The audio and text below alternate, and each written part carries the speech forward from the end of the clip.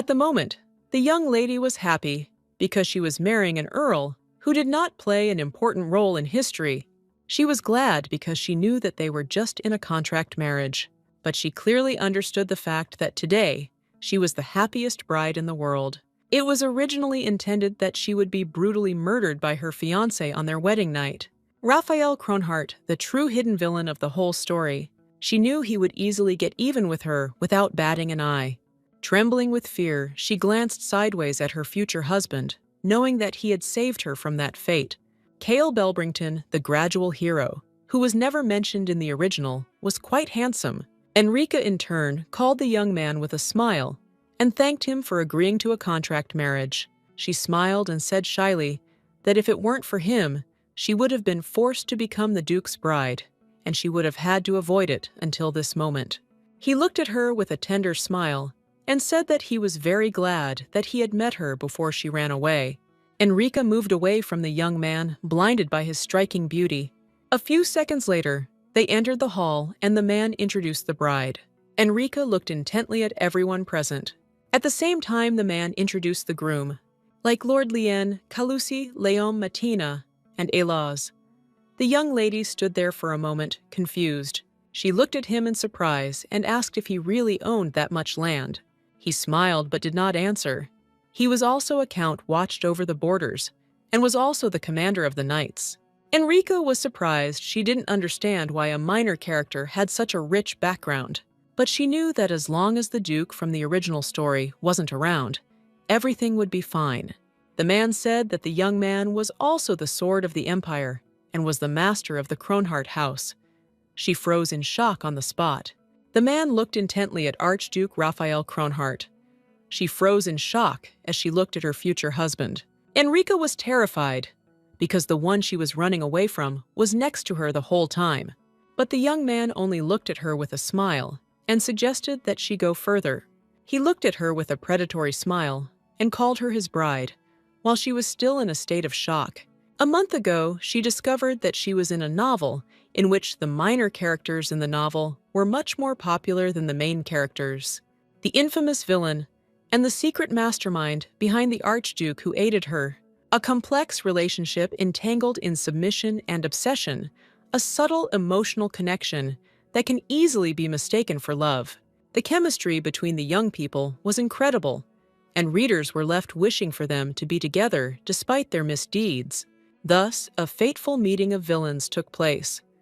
The Duke, eager to accuse someone of a crime, took as his wife a woman with whom he entered into a political union. He did this only to kill her on their wedding night. While covering up the crime scene, he encounters the villain who was hiding under the guise of a servant. Intrigued by her silence, even though she had witnessed the murder, he soon discovered that she had abilities in dark magic. This moment marked the beginning of their path of ruthless evil. Enrica sighed heavily, as she knew it was exciting. After all, she was just a reader. But the problem was that the body she possessed belonged to a bride who had been killed on her wedding night. She was puzzled because she didn't know what to do now and how to get out of this situation. After she took over the body of the young lady, she learned something because the girl was once a magician, but her family exploited her all her life. After her body weakened, causing her to lose her magic, they married her to the Duke. She saw that she still had respect and magic left. She was puzzled because she knew that they were pushing her to the edge of the abyss. A moment later, the young lady was taken aback as she heard some noise outside the door. The man burst into his daughter's room and angrily asked if it was true that her magic was almost exhausted. He shouted furiously for her to tell him immediately that all the rumors were simply lies. Enrica said with tears in her eyes that it was true. She regretted it and thought that her body had reached its limit. He was furious and shouted that she was worthless, a scoundrel, and just a burden to their family. Duke Wintersore, a rude duke who treated his own daughter as nothing more than a magical instrument. She sighed heavily and said that she was truly sorry and would find a way to restore her magic by any means necessary. He looked at her with contempt and fury and said that she was a failure to attend the banquet on behalf of the duchy and would bring shame on them. She knew that he was telling the truth and therefore hoped that he would realize this fact and not send her to the banquet. He shouted as he left that this would be her first appearance in public after the Archduke's proposal, so she should behave appropriately. The young lady sighed heavily because she did not want to go to any banquet at all. A month had passed since she had taken possession of the new body, and since her magic had run out, she had almost nothing to do. A moment later, she jumped off the sofa as she heard that the maid had come to her. Enrica was puzzled because she had to endure the presence of the villain who stood next to her and watched her die. She looked at her maid with a joyful smile, while trembling with fear, but still said that she had been waiting for her. She was puzzled, but she knew that she had no choice, and she had to start the game herself. The young lady worked very hard after arriving in the new world. She tried in every way to defeat the villain and make her happy. With the speed of lightning, the young lady rushed to her maid and said with a smile that she had missed her. Looking at her maid, she understood that if she found herself in her sights, she could lose her head even before she married the Archduke. Sarah looked intently at her mistress, and picking up the scissors, asked her to sit down, as there was little time left before the banquet. Enrica was puzzled, but she still fulfilled her maid's request, knowing that she had no other choice. But still, the maid frightened her, and for some time she sat quietly. She saw that Sarah had brightly colored hair and sharply set eyes, and she had a face that seemed to scream that she was a villain. And looking at herself in the mirror, she saw only a cute puppet. Enrica asked Sarah what she thought about the proposal that the Archduke had made to her. Sarah was furious and shouted that, of course, she was against it. Trembling with fear, the young lady asked if there was any reason for this. Sarah sighed heavily and said that, unfortunately, she did not have enough time to keep my lady near the slaughter. She looked away from her mistress in embarrassment and said that she meant that she was still too young. Sarah smiled and told the lady that it would be better if she began to explore the world with hers. Enrica, in turn, was touched by the words of her maid, and a moment later she rushed towards her with embarrassment, hugging her. She knew that her efforts to conquer the maid were not in vain, as she initially offered her snacks with a smile. She didn't force her to do hard work, and she also kept her secrets with delight. Enrica smiled and told the maid that she had been cold, but when she expressed her concern for her, she realized that her maid had thawed. Sarah told the young lady that the more she saw her, the more she reminded her of Lily. Enrica looked at her maid in surprise, as she did not understand what she was talking about. Sarah smiled and said that she had a puppy when she was a child, and it had light and fluffy fur. Enrica didn't know if she should be happy. A moment later, the maid informed her mistress that she was ready. Sarah smiled and told the young lady that since things had gone too far, she should just enjoy life. She looked at the lady intently and said that perhaps this was her last banquet before the wedding. The lady froze for a moment. She couldn't relax, even knowing that Sarah was on her side. She was puzzled because she knew that this was her last banquet before the wedding. She knew that this could very well be her last banquet in life, so she was ready to enjoy it to the fullest. After some time, she entered the hall, and everyone began to talk about her, because they knew that there was nothing special about her, and she was supposed to marry the Duke. The Countess looked at the young woman with a smile and said that she had come on time. Enrica bowed and thanked the Countess for the invitation. The Countess smiled and said that they had just been talking about the upcoming wedding. Everyone was surprised and could not think that the frightening Duke had fallen in love with her, and so they asked if the rumors were true. The Countess smiled and told the young league not to be embarrassed, as everyone already knew. She asked in bewilderment what they were talking about. Everyone said that the Duke could not wait, so he called off the engagement and immediately proposed.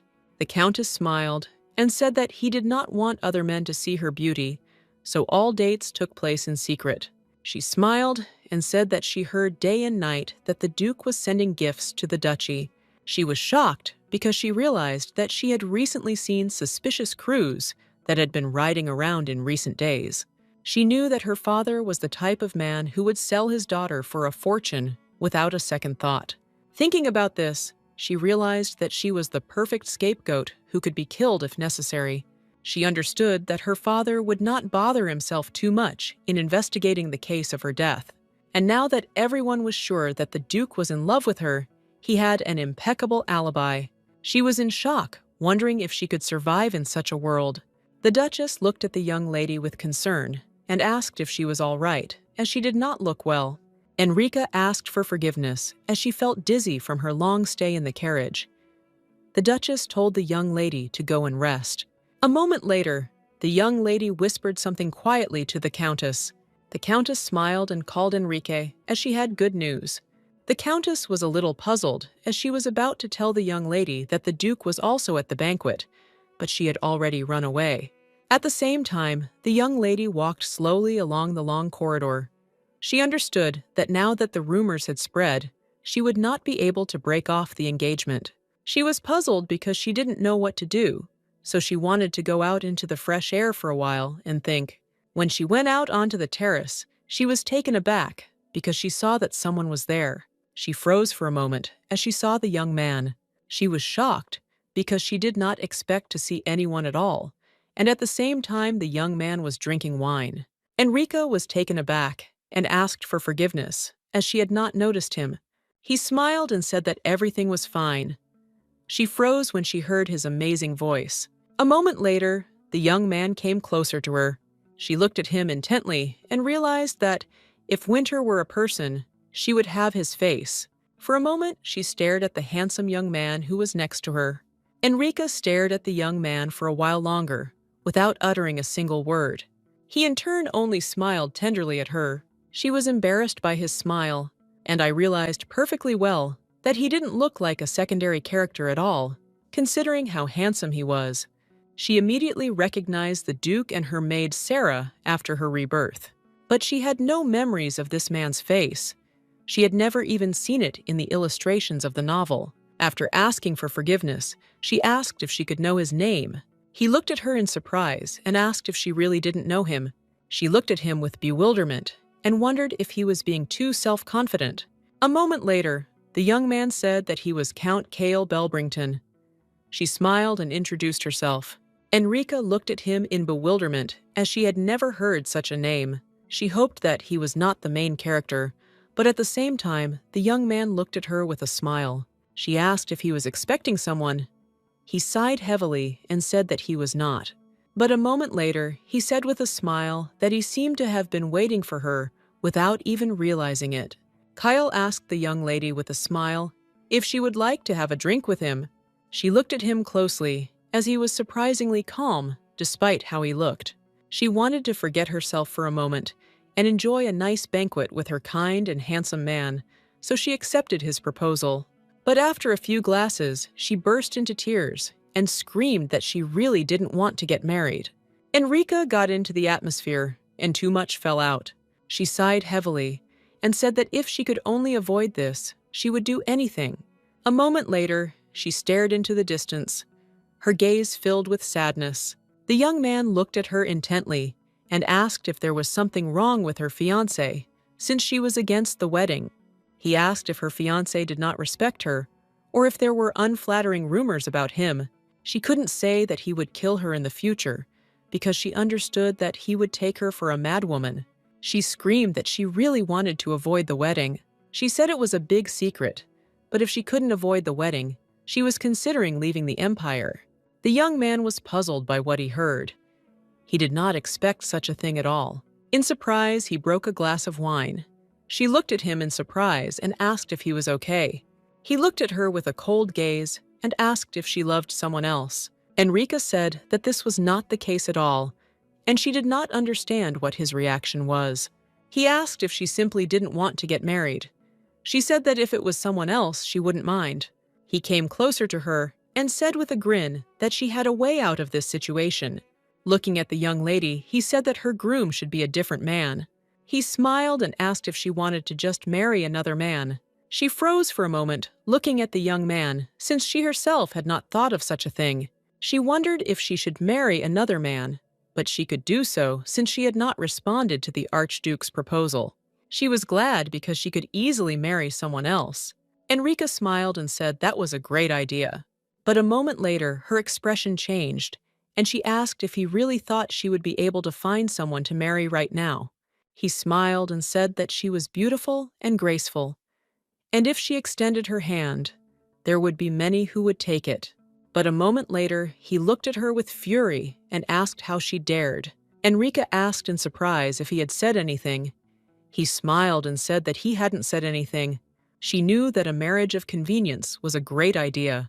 Even if she wanted to marry to avoid the Duke, she had no one else to choose. She knew she had no friends, let alone any suitors, as her father didn't want anyone to know she was a mage. She was furious, but she knew she shouldn't give up because there were chances to survive. But she was puzzled because she didn't know what to do in this situation. With the speed of lightning, she turned around, catching her companion by surprise. She looked at him with confidence. While on wine later, she called the Count and looked at him with tenderness. He froze for a moment, not knowing what she wanted to say. She tenderly took his hand and asked if he wanted to marry her. Kale looked intently at his companion, but said nothing. Enrica asked him for help and said that they should be together for only 1 year, and later she would divorce him and pay compensation. At first, the young man let go of her hand, but then he squeezed it tenderly and agreed with a smile. She froze for a moment in embarrassment. He smiled and said he would wait.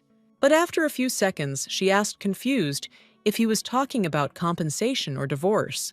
He looked at her tenderly and said that he would wait for a marriage proposal. She was shocked that he agreed so quickly and easily, but she was truly glad. A moment later, she slapped herself in the face, thinking she must have just been sleeping. He looked at her with a gentle smile and said that she didn't need to worry because he would hurt her. She froze in embarrassment as she had not expected this. Enrica pulled away from him in embarrassment and said that her father would be against the wedding. He looked at her intently and with a sly smile said that he would solve this issue. She just needed to focus on preparing for the wedding. Enrica, looking away, said that the fact that she had already been proposed to had spread through high society. He looked at her predatorily and asked if it would be okay if he went to the temple right now and took the marriage vows. Enrica smiled and asked if they could really do that. He said with a smile that of course she should trust him too. Enrica thought that his words were most likely just bragging, but they gave her peace and strength. He smiled and extended his hand to her and said that they could show at the banquet that she was now dating someone else. She looked at him with an embarrassed smile, but accepted his offer. A few seconds later, they entered the banquet hall. Everyone immediately started whispering. She expected this as she knew that this was unexpected news for everyone. He smiled and told her not to worry. Kale looked at her sideways and asked if he wasn't with her now. She smiled tenderly and thanked him for his support. But after a few seconds, she asked with a smile what his full name was. He looked at her intently, without answering the question. At the same time, everyone was taken aback and froze in shock. But at that very moment, he leaned closer to her and hugged her. She froze for a moment. Kale touched her hair tenderly. She froze in embarrassment. But at that very moment, everyone froze in shock seeing such a spectacle. He smiled a predatory smile and said that she could just call him Kale. After the banquet was over, he asked if she could get there on her own, and with the last of her strength, she said that the carriage had already been served and she would go. Enrica looked at the young man and said that he needed to keep his promise and find her. He smiled and said that she had walked with him in front of everyone, and now they were lovers, so he would find her. As she got into the carriage, she smiled and said that in that case she would leave him. But a moment later, she froze in place as he called her. Kale looked at her with a tender smile and said that he was glad to meet her today. She smiled a radiant smile and said that she was also glad to meet him at the banquet. At the same time, the young man ran in a hurry to his master, as he had been looking for him for a long time. But at the same time, the young man turned to his master and called him Archduke. Kyle, looking at his subordinate, said that from now on, he was an ordinary count, and he should be more careful with his title. Melua looked at his master in bewilderment, as he did not understand what had happened at all. Kale asked his assistant in confusion why the young lady did not know him. Kale told the assistant that they had met her before, but she did not recognize him and asked his name. The young man said that there was nothing strange in this, because his master did not attend receptions. She might not know him, and knowing how the Duke controlled his daughter, she might not have known the news of his circle. A moment later, the young man said with a grin that it seemed like the task wasn't difficult. As he was leaving, he told his subordinate that from now on he was a count, but the latter was puzzled as he wanted to hear an explanation.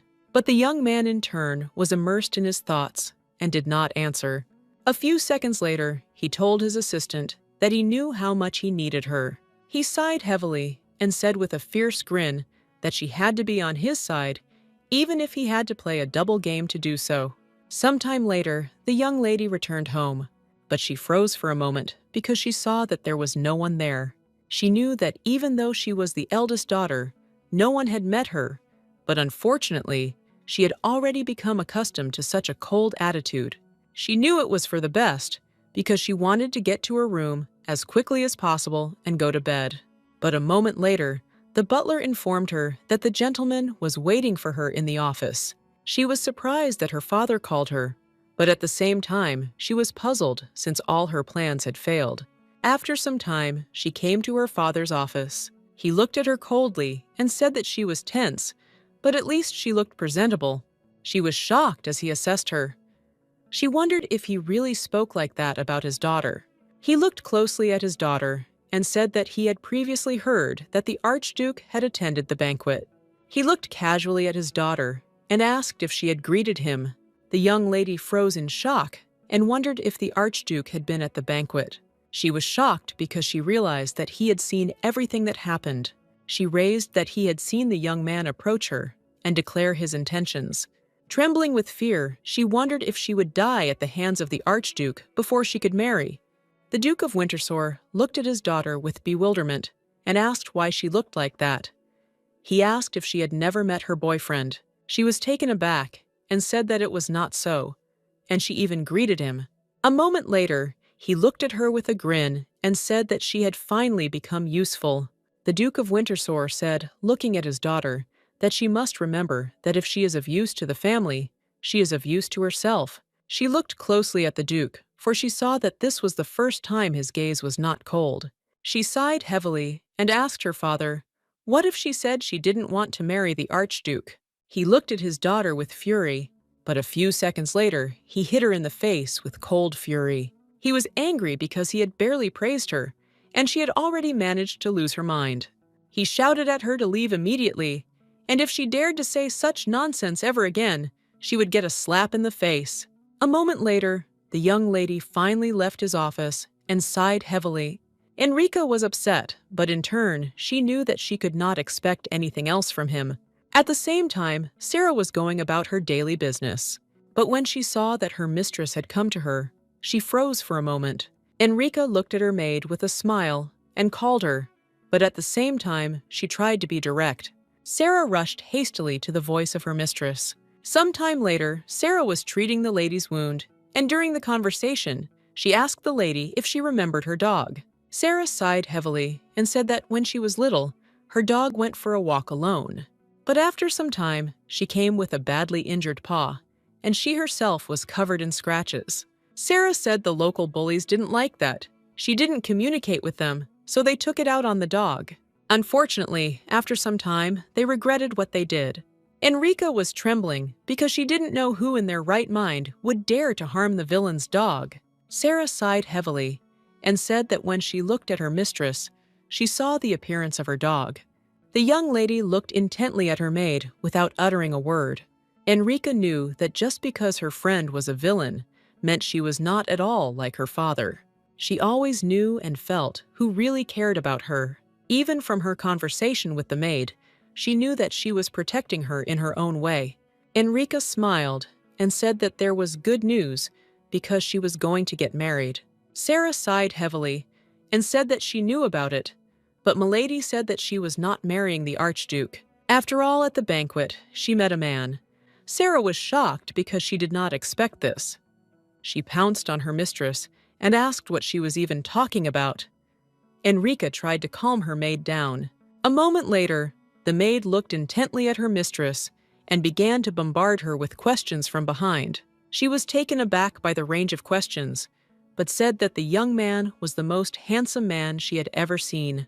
Sarah sighed heavily and said that tall men were short-sighted and handsome men were liars. Enrica looked at her maid with a smile.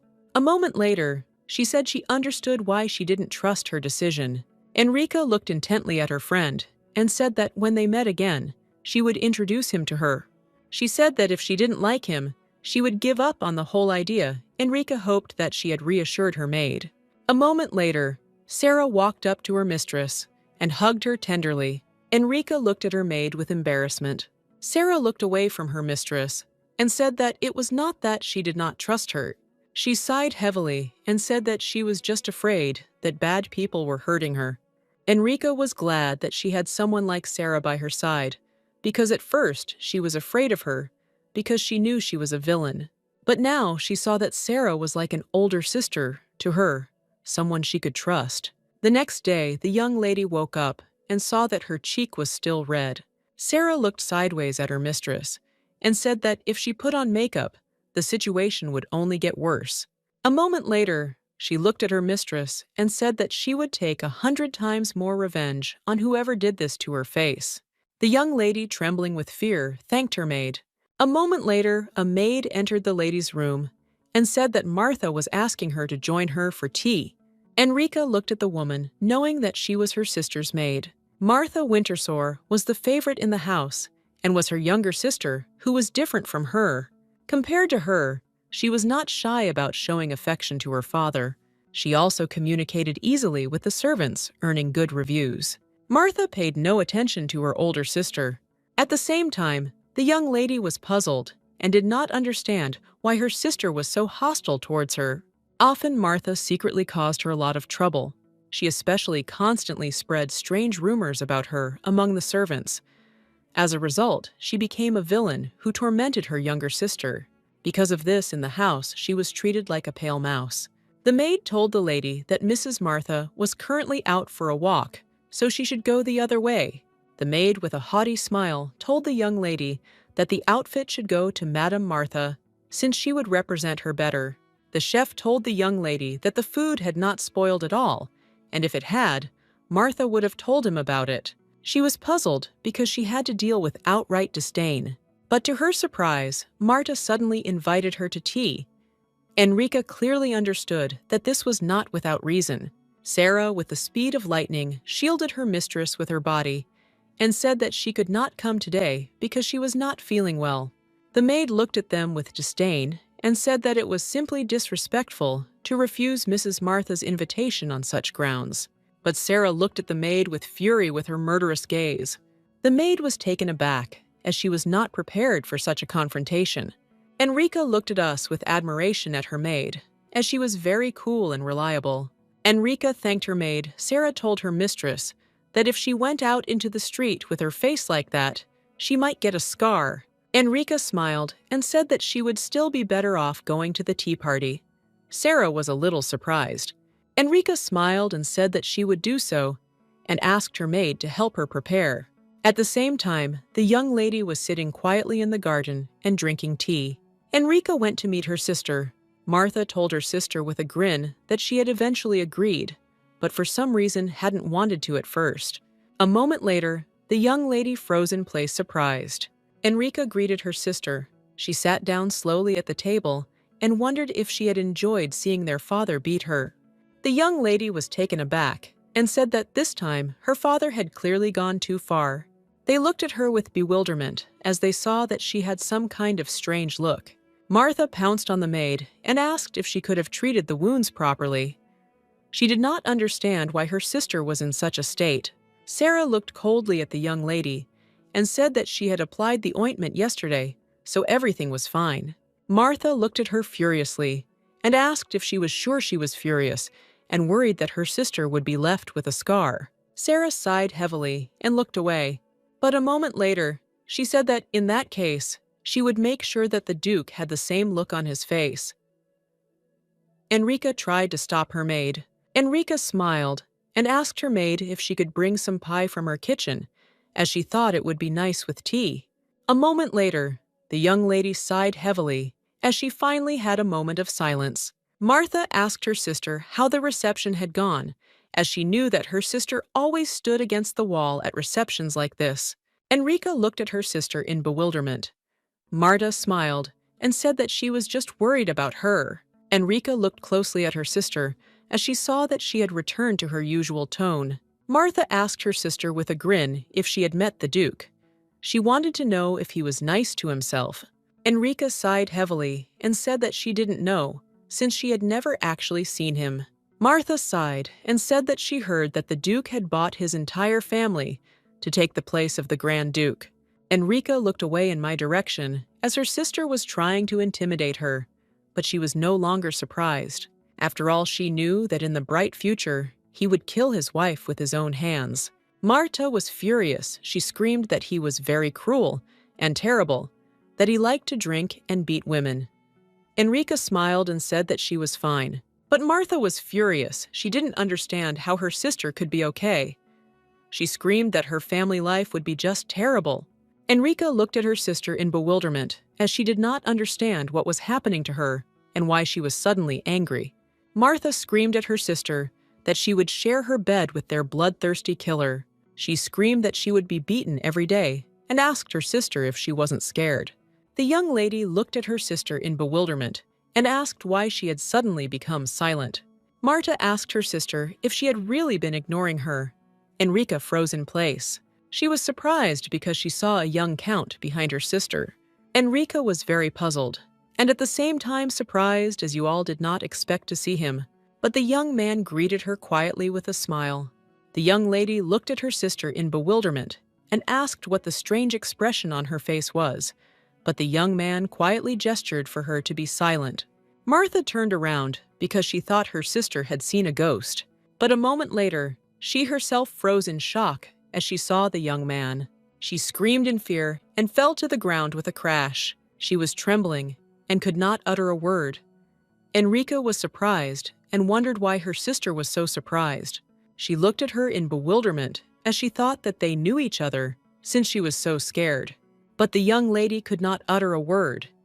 She looked at the young man with horror and fear. Kale came closer to the young lady and tenderly said that he missed her very much. She was surprised and embarrassed, but at the same time quietly asked why he came. He said that he had previously promised her to come. She was shocked, not understanding how he managed to get into their duchy at all. But he smiled and said that he entered through the main gate, and the guard was quite friendly. Kale extended his hand to the lady with a smile and said that they would not talk about it. Kale smiled and said that today was a great day for a walk. He asked if she would like to take a little walk in the garden. She smiled and agreed with him. She knew that if she lingered in the garden next to her sister, her father might notice her. Looking at her sister, she wondered if she should just leave everything as it was and go away. Marta was in shock. She did not understand how everything turned out this way, because she did not want this. She was in shock because she simply couldn't cope with jealousy. The young lady looked intently at her companion and called him. She looked at him in bewilderment and asked how he knew her sister, as she saw how surprised she was. He said that he saw her younger sister several years ago at one of the celebrations. She thought for a moment, knowing her sister's reaction had been too strong. The young man glanced sideways at the lady and asked if she really believed the rumors about the Archduke. Enrica looked away from him and thought for a moment.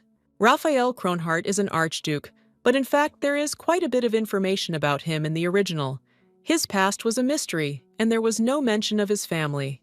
She knew he was a popular antagonist, but she found it hard to imagine him getting drunk and hitting a woman. Kyle looked closely at his companion and squeezed her hand tighter. She realized that she had been thinking too much, and her ex said that she did not believe in unconfirmed facts, which is why she did not avoid marriage. He looked at her in surprise, as he was taken aback by the answer. A moment later, he looked away from the young lady and said with a gentle smile that he understood her. She sighed heavily and said that if her father found out that she was going to refuse marriage to the Duke, he would probably get angry again. He looked at her closely and asked if this was the reason why she and the box suffered along with her. The young lady froze for a moment as he touched her tenderly. Kyle, looking at the young lady, said that he did not let her go home yesterday to see such a sight. Enrica looked away from him and asked timidly if he would believe that she had simply fallen and gotten hurt. He sighed heavily and said that if that's what she wanted, then he would do it. Enrica looked closely at her companion. She knew that she had been hit, but she did not understand why he was sad. He sighed heavily and said that this could not continue and that something needed to be done urgently. The young lady looked at him in bewilderment, as she did not understand what he was planning. At that very moment, he began to whistle. The Count looked at her with a smile and did not say that she should get into the carriage. She was in shock and did not understand what was happening. He sighed heavily and said that he was very surprised, and now he could not allow her to stay any longer in such a place, so he invited her to go to his house. The young lady froze in shock, as she did not expect anything like this at all. After a short argument, she told him that he hadn't even packed his things, but he just looked at her with a smile. A few seconds later, Sarah ran up to her and told her that she shouldn't worry about such things. Enrica looked at her maid in surprise as she was there with suitcases. Sarah said that she had packed her luggage.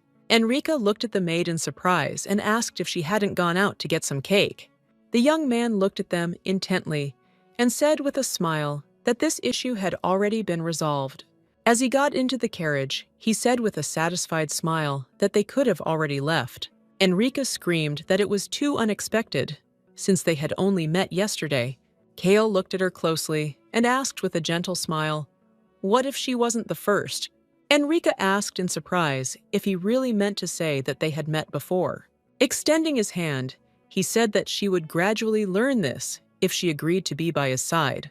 With the speed of lightning, the young man approached her and said with a smile that just as he needed her, she needed him. Some time later, the young lady slept quietly in the carriage as they made their way to the Earl's house. He hugged her tenderly, but she did not fall on his arm. Sarah looked at the young man intently, asking what he was thinking. She looked at him with a smirk and distrust and said that he took her with him, but he doesn't even know her.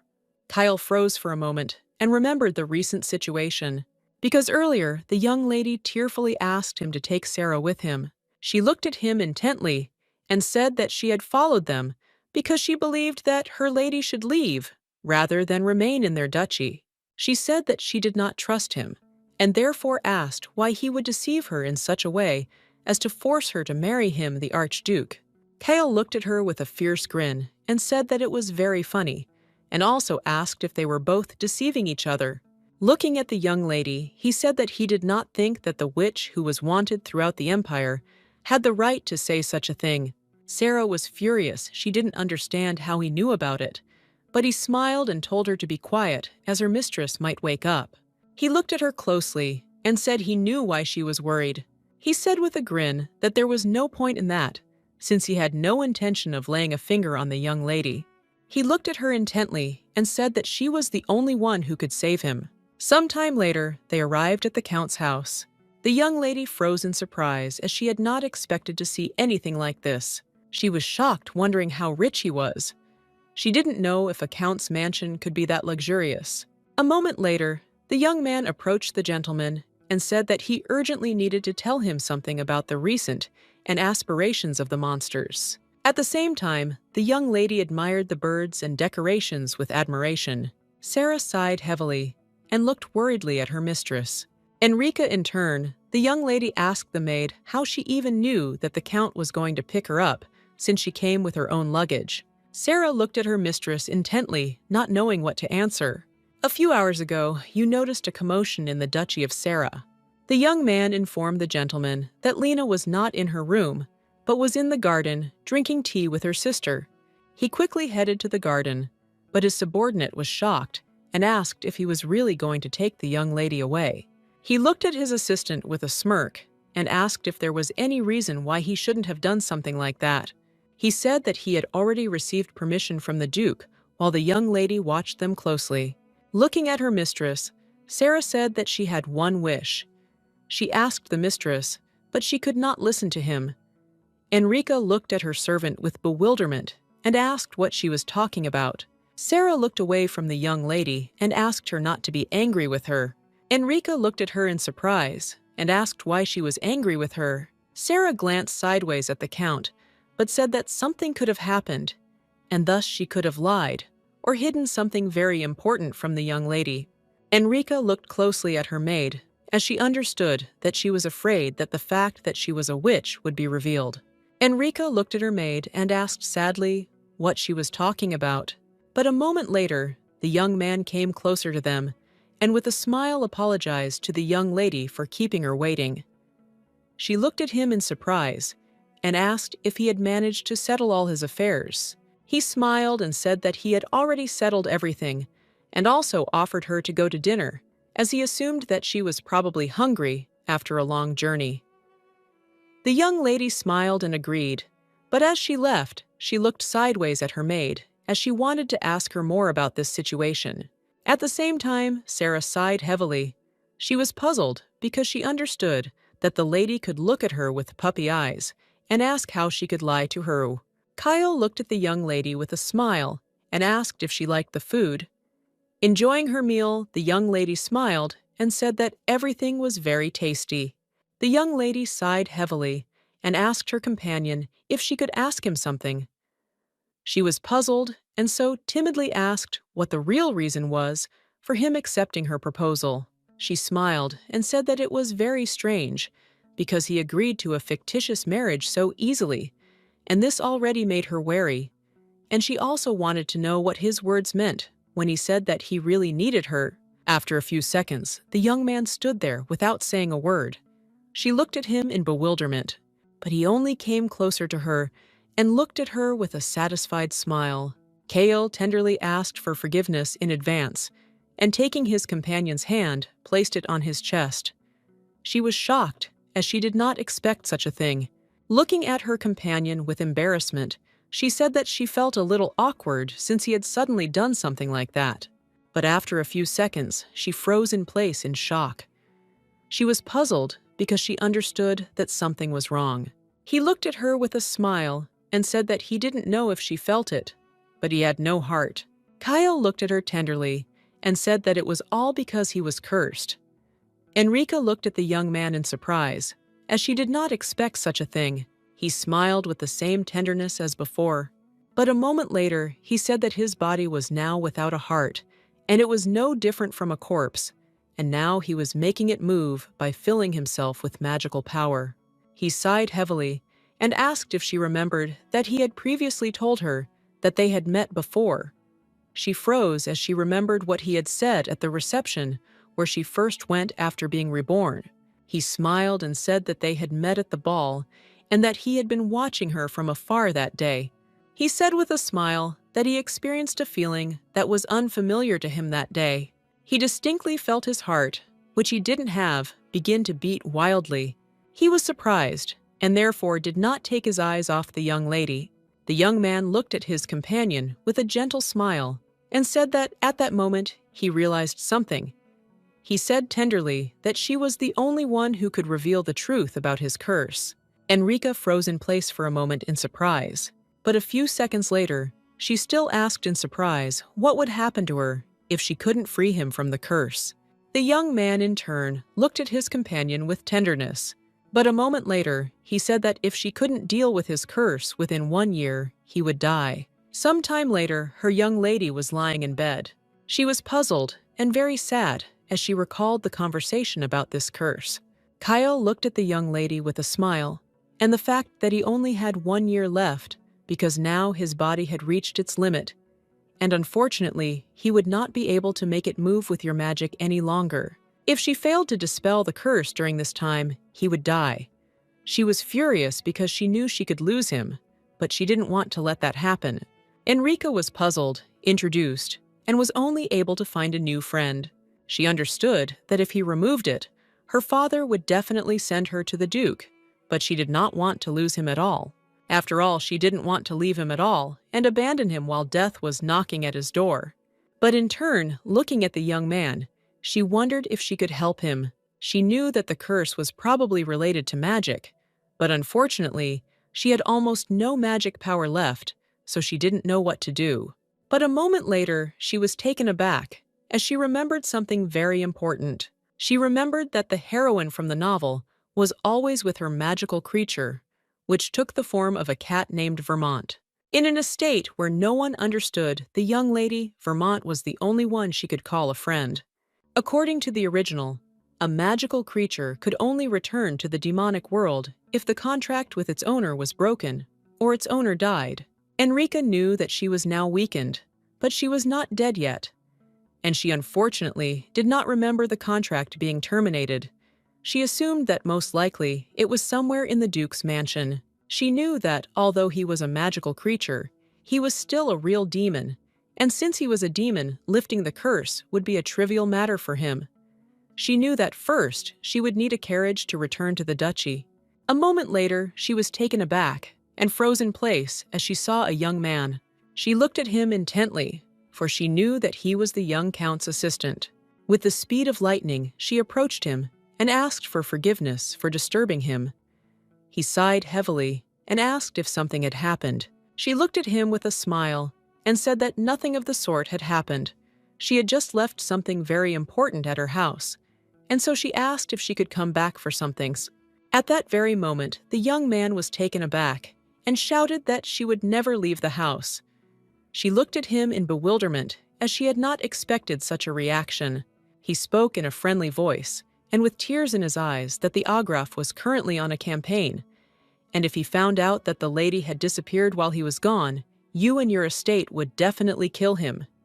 Enrica was taken aback and looked at the young man in surprise, as she did not expect that her companion was capable of such a thing, because he had always been kind to her. She looked closely at the young assistant and asked if there really was no way, but if she had simply forgotten something really important and wanted to pick it up. He froze in place from shock as he saw her beautiful puppy eyes that were begging him for help. Sighing heavily, he said that since it was a very important thing, then they could go together. She looked at him with a joyful smile and thanked him. Some time later, the young man informed the lady that they had arrived at the estate. She looked intently into the distance, as she had not expected to return to the estate the next day after her own escape. At the same time, Melua was anxiously shouting that she must return before sunset without fail. A moment later, the young lady was taken aback as she realized that she needed to hide so that the maids would not see her. A few seconds later, she was watching the maids closely from behind a tree. Enrica sighed heavily because despite the fact that she had simply up and disappeared along with the count, the atmosphere in the mansion had not changed at all. She understood that her sister had probably already told everything. After a few seconds, she looked away from the maids, but something else caught her interest. She turned her attention to her father's office and was taken aback as she assumed that the Duke would also be beside himself with rage, but for some reason he was very calm. She sighed heavily and wondered if no one really cared about the one that would remain hers. A moment later, she heard a noise, and looking closer, saw that the maids had happily approached the cat, who was sleeping quietly in the street as they thought he was very cute. Enrica looked into the distance and noticed that the cat was sleeping peacefully in the sun. The maid said with a smile that she had often seen him in the estate and was sure that he was very sweet and obedient. She slowly reached out to him, but at that very moment he hit her with his paw, and with the speed of lightning stood up and walked away. She was surprised since he was very small but brave. Enrica looked at the cat with admiration, as she was surprised that she found him so easily. She was clearly aware of the fact that she needed to follow him and not miss him. With the speed of lightning, she rushed after him, and at the same time did not forget to call him as an ordinary cat. She was puzzled because she did not understand where he was going. A moment later, the young lady was taken aback as she saw him stop and turn his head towards her. But at that very moment, he came into the room with the speed of lightning. She was surprised and therefore shouted for him to wait for her. The young lady froze for a moment, not understanding why he had entered this particular room, the room which had been abandoned for a long time, and they said that ghosts had even been seen. There was the room of the late Duchess. Enrica sighed heavily and looked warily into the distance as she realized that this room belonged to her mother. But she still dared to enter my room and was taken aback for a moment as it was difficult for her to breathe, due to the fact that there was a lot of dust in the room. But after a few seconds, she was taken aback as she saw things unfamiliar to her. She assumed that they were intended for magical experiments. After a few seconds, she picked up the books that were lying on the table and noticed that there were the basics of teleportation, the art of summoning magic, as well as books that could be used to brew a potion.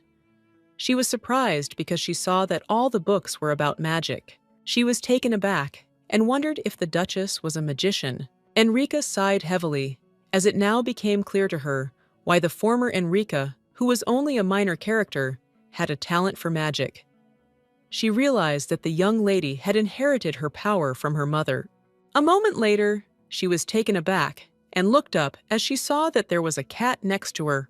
She looked at him alarmed and shouted at him not to touch the book, but it was all in vain as he shook it. She was shocked and screamed that he should stop, because the book was going to fall soon. But everything happened as she said, and the book fell right on her face. A few seconds later, she herself fell to the ground with a crash, but at the same time, the cat jumped off gracefully. Enrica looked at the small book with bewilderment. She did not understand whether she had a book or a notebook in her hands, but a moment later, she was taken aback as she saw an inscription that said that in front of her was the diary of Vivian Montemur. She was in shock, didn't understand what was in front of her, but at the same time, the cat was looking at her predatorily. She looked at him in bewilderment as she didn't understand what was going on at all. A few seconds later, the young lady called the cat. But at that very moment, she heard some noise outside the door and realized that someone was coming towards them. The maid looked closely at her friend and asked in fear if she didn't know that they weren't allowed to enter the room of the late Duchess. She was frightened and said that she had definitely heard something when she passed by the room and could say with certainty that it was a woman's voice. A moment later, the maid opened the door to the room and told her friend to look around carefully as there was no one there. At the same time, the young lady ran out into the street in a hurry. Malua froze in place from shock and looked at the young lady in bewilderment, since I saw the state in which she came out to him. Malua asked in surprise if he was okay, but the young lady just laughed without answering. Enrica, in turn, was very happy because she knew that she was incredibly lucky, since there was a large tree growing next to the window, and with its help, she could slip away without anyone noticing her. Malua. Looking at the lady, he asked if the thing she left behind was really a cat. Looking away from her companion, she said that she really wanted to take him since he was like family to her. She asked if she really couldn't take him with her. Malua, with a smile, said that it wasn't so, and the Count wouldn't mind that she brought him since he was so dear to her. After a short conversation, she got into the carriage to return back to the estate to the Count. She watched her companion closely as she simply grabbed him and brought him, but she did not know how she could be sure and assured that he was not an ordinary cat, but a familiar one. She decided to just start talking to him and greeted the cat with her gentle smile. Enrica looked tenderly at the cute fluffy cat because she saw that he was very cute. But a moment later, he looked at her with a predatory grin and asked why she was looking at him so intently. At the same time, he called her a fool with a fierce grin. Enrica froze in shock as she realized that her fears were not in vain. At that very moment, she was taken aback and screamed because she saw a talking cat in front of her. He sighed heavily and said that she shouldn't scream like that, and in general, he wasn't some kind of code, but Sir Vermont, and he said that she was just impudent since she didn't know anything like that. She looked at him in bewilderment and asked if this was true, and he was none other than Vermont. He looked at her intently and said in all seriousness that it was so, and he was the great Vermont who had lived for 400 years. Looking at the young lady, he asked in all seriousness what her name was. She was taken aback and surprised asked if he really didn't know her. He looked at her in bewilderment and asked what made her think that he should know her. Vermont didn't understand what kind of self-confidence she had. Enrica looked at her companion in surprise, as she did not understand what was happening at all. She wondered if he really did not know the previous owner of the body, but she assumed that, most likely, this incident is connected with the fact that she ended up in this world. In a hurry, she said that he was in the Duke's house. She looked intently at her companion and said that she was the eldest daughter of the house Vermont. In turn, casually said that he did not even remember the cheese, how long he had been in the estate, and the one who had summoned him had disappeared without explanation, so their agreement had long since become invalid. He sighed heavily and said that he assumed it was because the magic connection had weakened after the caster's disappearance, and unfortunately, he couldn't really remember the caster's face now. She sighed heavily and anxiously wondered what was going on. She understood that, for her, as the inhabiting soul, this was on the contrary, even convenient, since she did not need to explain all the circumstances. But he still looked at her with distrust. She understood that there was something suspicious about this. She knew she had never seen him before, but he was not a stranger to her. He looked at her closely and asked why she had taken him away from the mansion, since he understood that if she had come specifically for the demon, then she clearly wanted what you wanted. Enrica, looking at her companion, said that this was indeed the case. She sighed heavily and said that her fiancé had been cursed. She was very excited and puzzled, as she knew that she wanted to dispel this curse. She asked if he knew how to do something like this. He sighed heavily and said, of course. But a moment later, he looked at her intently and said angrily that he had no idea how to do such a thing. She was shocked, as she did not expect to hear anything like that. He shouted that no matter how powerful a familiar he was, someone else's curse could not be lifted so easily, and the fastest way was to turn to the one who cast the curse and try to negotiate with him. She was shocked and shouted that it was obvious, and if she had been given the opportunity, the person would not have asked her for help. She looked at him intently and asked if such a great demon, who had lived for hundreds of years, did not know any way to remove the curse. He sighed heavily and said that there were rare cases when, with the help of magical artifacts, it was possible to remove the curse. She looked with joy, but her new friend, as he finally began to say something useful. Vermont reported that many years ago, a man who angered the warlock was cursed, causing his body to rot. After a long search, he found a way to remove the curse with the help of a magical artifact in the form of scales, which was passed down in one noble family from generation to generation. He could help, but this magical item required a payment equal in value to the curse itself. But unfortunately, the man did not have anything valuable, and he had to sacrifice his eyes. He was eventually able to lift the curse, but he fell into despair over his blindness and soon committed suicide. Vermont said that he gave indirect involvement in the curse leads to an unhappy end.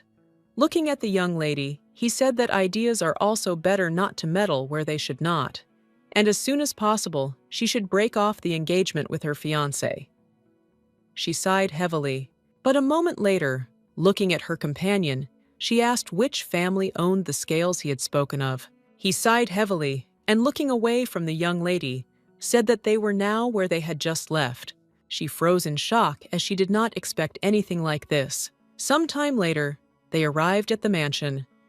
Vermont, looking around, said with his smile that this was a pretty good mansion. He asked with a smile if this was really her fiancé's house, because the atmosphere there was gloomy, but such a mansion would be suitable for a comfortable life. Enrica was puzzled, because she knew that this was simply a mockery of her, because she had managed to get out of her parents' house with great difficulty, and it turned out that she had a magical artifact in her house that could help remove the curse from her fiancé. She looked closely at her new friend and asked if he knew where exactly the artifact he had spoken of earlier was. He sighed heavily and said that he did not know the exact location, but the smell of the magical artifact that he smelled 100 years ago came from the mansion, and he suspected that the artifact was located there. But since this item was very important, it was hidden in a hard-to-reach place. Vermont said that now that he had long ago parted with his contract, unfortunately, his magic had weakened significantly, but as soon as he regained his strength, he would be able to pinpoint the exact location with this accuracy. But to do this, he would need to make a contract with a mage and be constantly under the influence of powerful magic. She looked at him with a smile and said that in that case, everything was simple, and he could make a contract with her. Vermont looked at her with disbelief and asked what she had just said. He sighed heavily and said that he had told her that he needed a strong magician, and with her skill, she wouldn't be able to lift a feather. Enrica sighed heavily as she remembered that she had lost all her powers. He looked at her intently and said that if she could break the magical shackles that were placed on her body, then perhaps they could make a contract. She looked at him in surprise, as she did not understand what he was talking about. Vermont looked at the young lady in bewilderment and asked if she really didn't know about it. He sighed heavily and said that she hadn't lost her powers at all, but that someone had simply cast a spell on her body, causing the magic to be trapped inside her.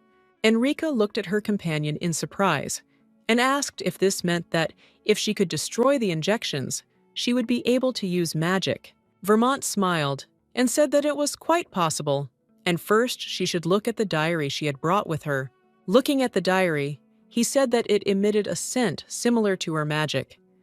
He smiled and said that most likely by reading it, she would find a clue on how to get her powers back. Sometime later, the young lady became intently engrossed in reading her diary. Enrica read that the young lady first met the Duke, and when other people found out she was a mage, they began to avoid her, considering it an ominous omen.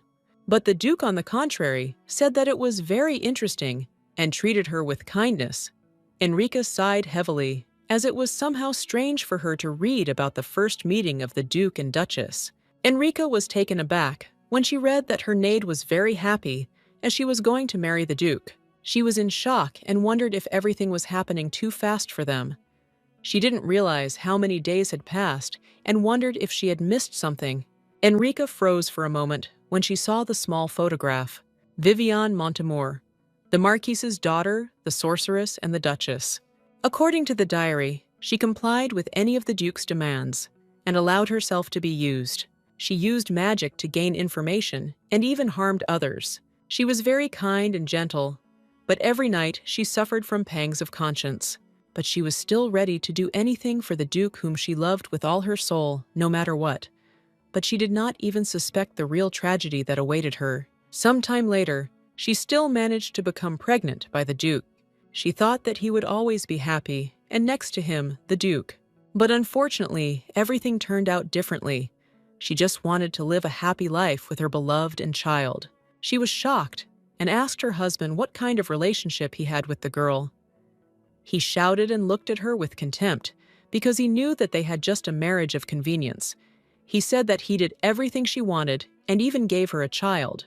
Looking at her with contempt, he said that she should not humiliate herself anymore. She was shocked as she did not expect such betrayal from her beloved. Some time later, the woman gave birth to a child, and she was named Martha.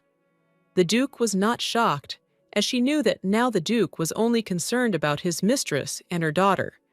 But unfortunately, this suited her, as she just wanted her daughter not to be harmed. But a few months later, that woman died in an accident. The Duke was furious and decided that it was the Duchess who staged that accident with her magic. He kept her in a dungeon and beat her for several days so that she would confess. Sometime later, after all the manipulations on the part of her husband, her body became very weak, and she felt that she did not have long to live. At the same time, she found peace in the thoughts of her sweet little daughter. She looked at her daughter with sadness and regret, because she knew that she was a very poor little girl, and she could not allow her husband to use their daughter for his own selfish purposes. With this, she decided to cast a spell on the rain, but on the day of her coming of age, the spell she cast that sealed her magical power faded.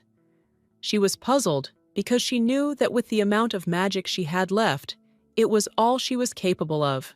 But at the same time, she looked tenderly at her daughter and asked her to come closer. She hoped that if the time came when she really needed magic, she should use her power only for the one she truly loved and who loved her.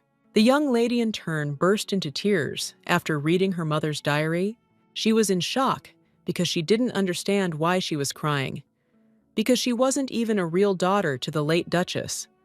The pain and terrible loneliness that she had to endure love for her daughter is all she felt. Enrica looked into the distance and told the Duchess that she need not worry since she was involved in her daughter's case and would no longer act at the Duke's behest.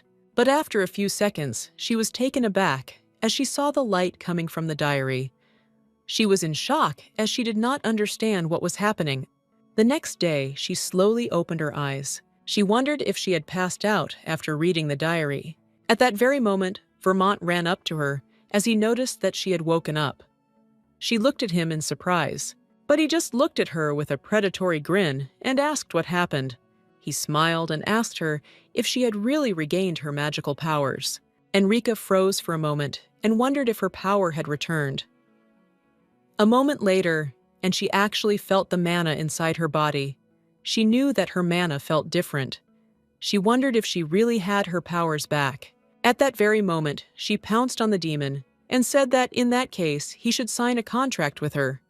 She asked if her strength was now enough for him. He was taken aback and told her to stop, since before that they needed to check something.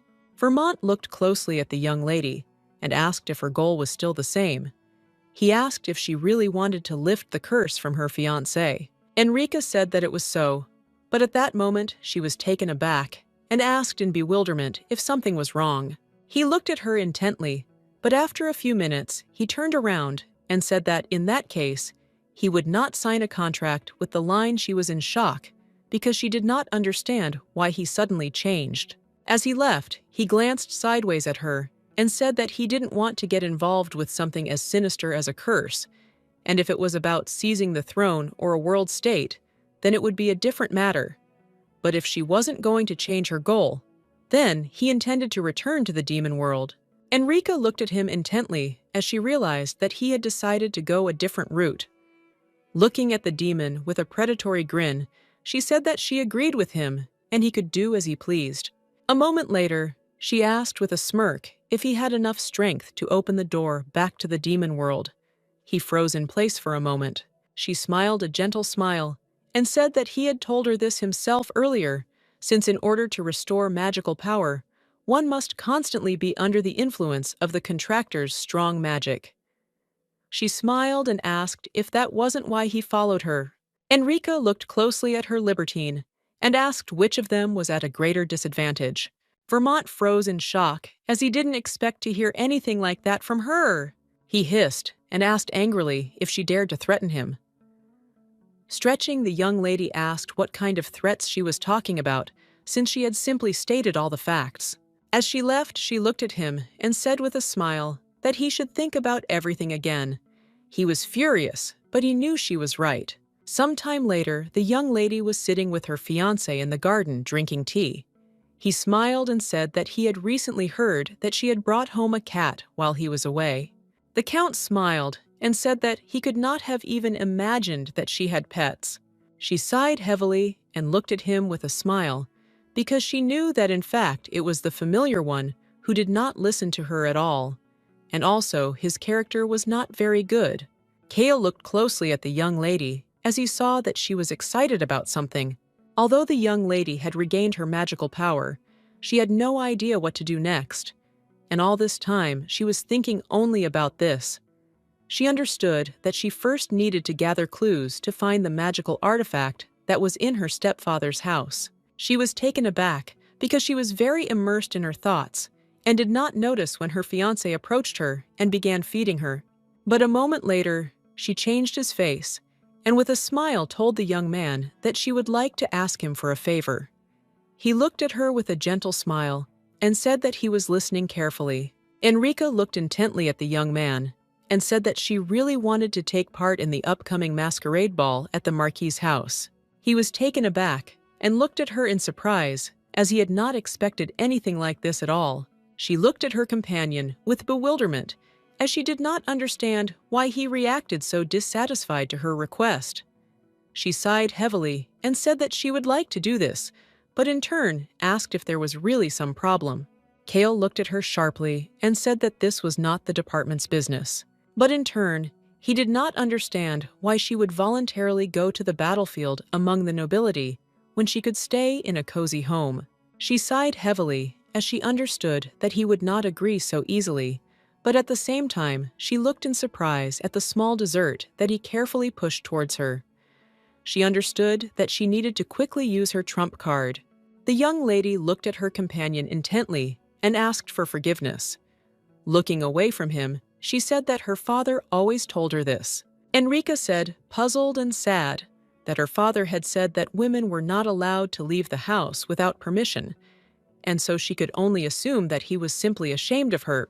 She sighed heavily and said that it seemed she had overestimated herself, because she thought that since she had left her father's house, she could start a new life. He was taken aback and puzzledly said that he had not meant that at all. But a moment later, he looked at his companion with a smile and said that he could not stop her, and she had the right to do whatever she wanted. A moment later, the young lady put her face to the table and thanked him with a smile for his understanding. Kale looked closely at the young lady and said that since she was going to the masquerade ball, she would need a new outfit. He smiled and said that after dinner, they could go to the clothing store together. Sometime later, they arrived at the salon, and the young lady was taken aback as she realized that it was very expensive. Looking around, she asked her fiancé if he thought it was too much. He smiled and said that she should not worry about it and should just choose an elegant outfit for herself. The man with the speed of lightning rushed towards them and greeted them with a smile, and also said that he had been waiting for them very much since they had contacted him. Kyle looked at the man menacingly and coldly, but said nothing. A few minutes ago, Malua told the man not to ask about anything when His Grace arrived at their store, but the man was obliged to call the Duke Count, otherwise they would both be dead. The man looked intently at the Count and said that it was a great honor for him to see the young people in his salon. The young lady in turn, without looking at anyone, went into the depths of the store. She was taken aback and froze for a moment because she saw that there were many lovely outfits in the store, and she could not choose what she liked. He smiled and said that this was a very big problem and just a disaster. A moment later, the Count called the man and asked if he could recommend an outfit that would suit his bride, and with lightning speed, they shouted that they would arrange everything that very minute. A moment later, the man showed the young lady a very exquisite outfit and asked what she thought of it, because the master who made this outfit was from a distant country, and he sewed it with special care. Athena said that this shade would perfectly match her beautiful hair. She smiled and said that it seemed very beautiful, but a moment later the Count stopped her. He looked closely at Madame and bombarded her with various questions. Discussing these outfits, Madame offered them different outfit options.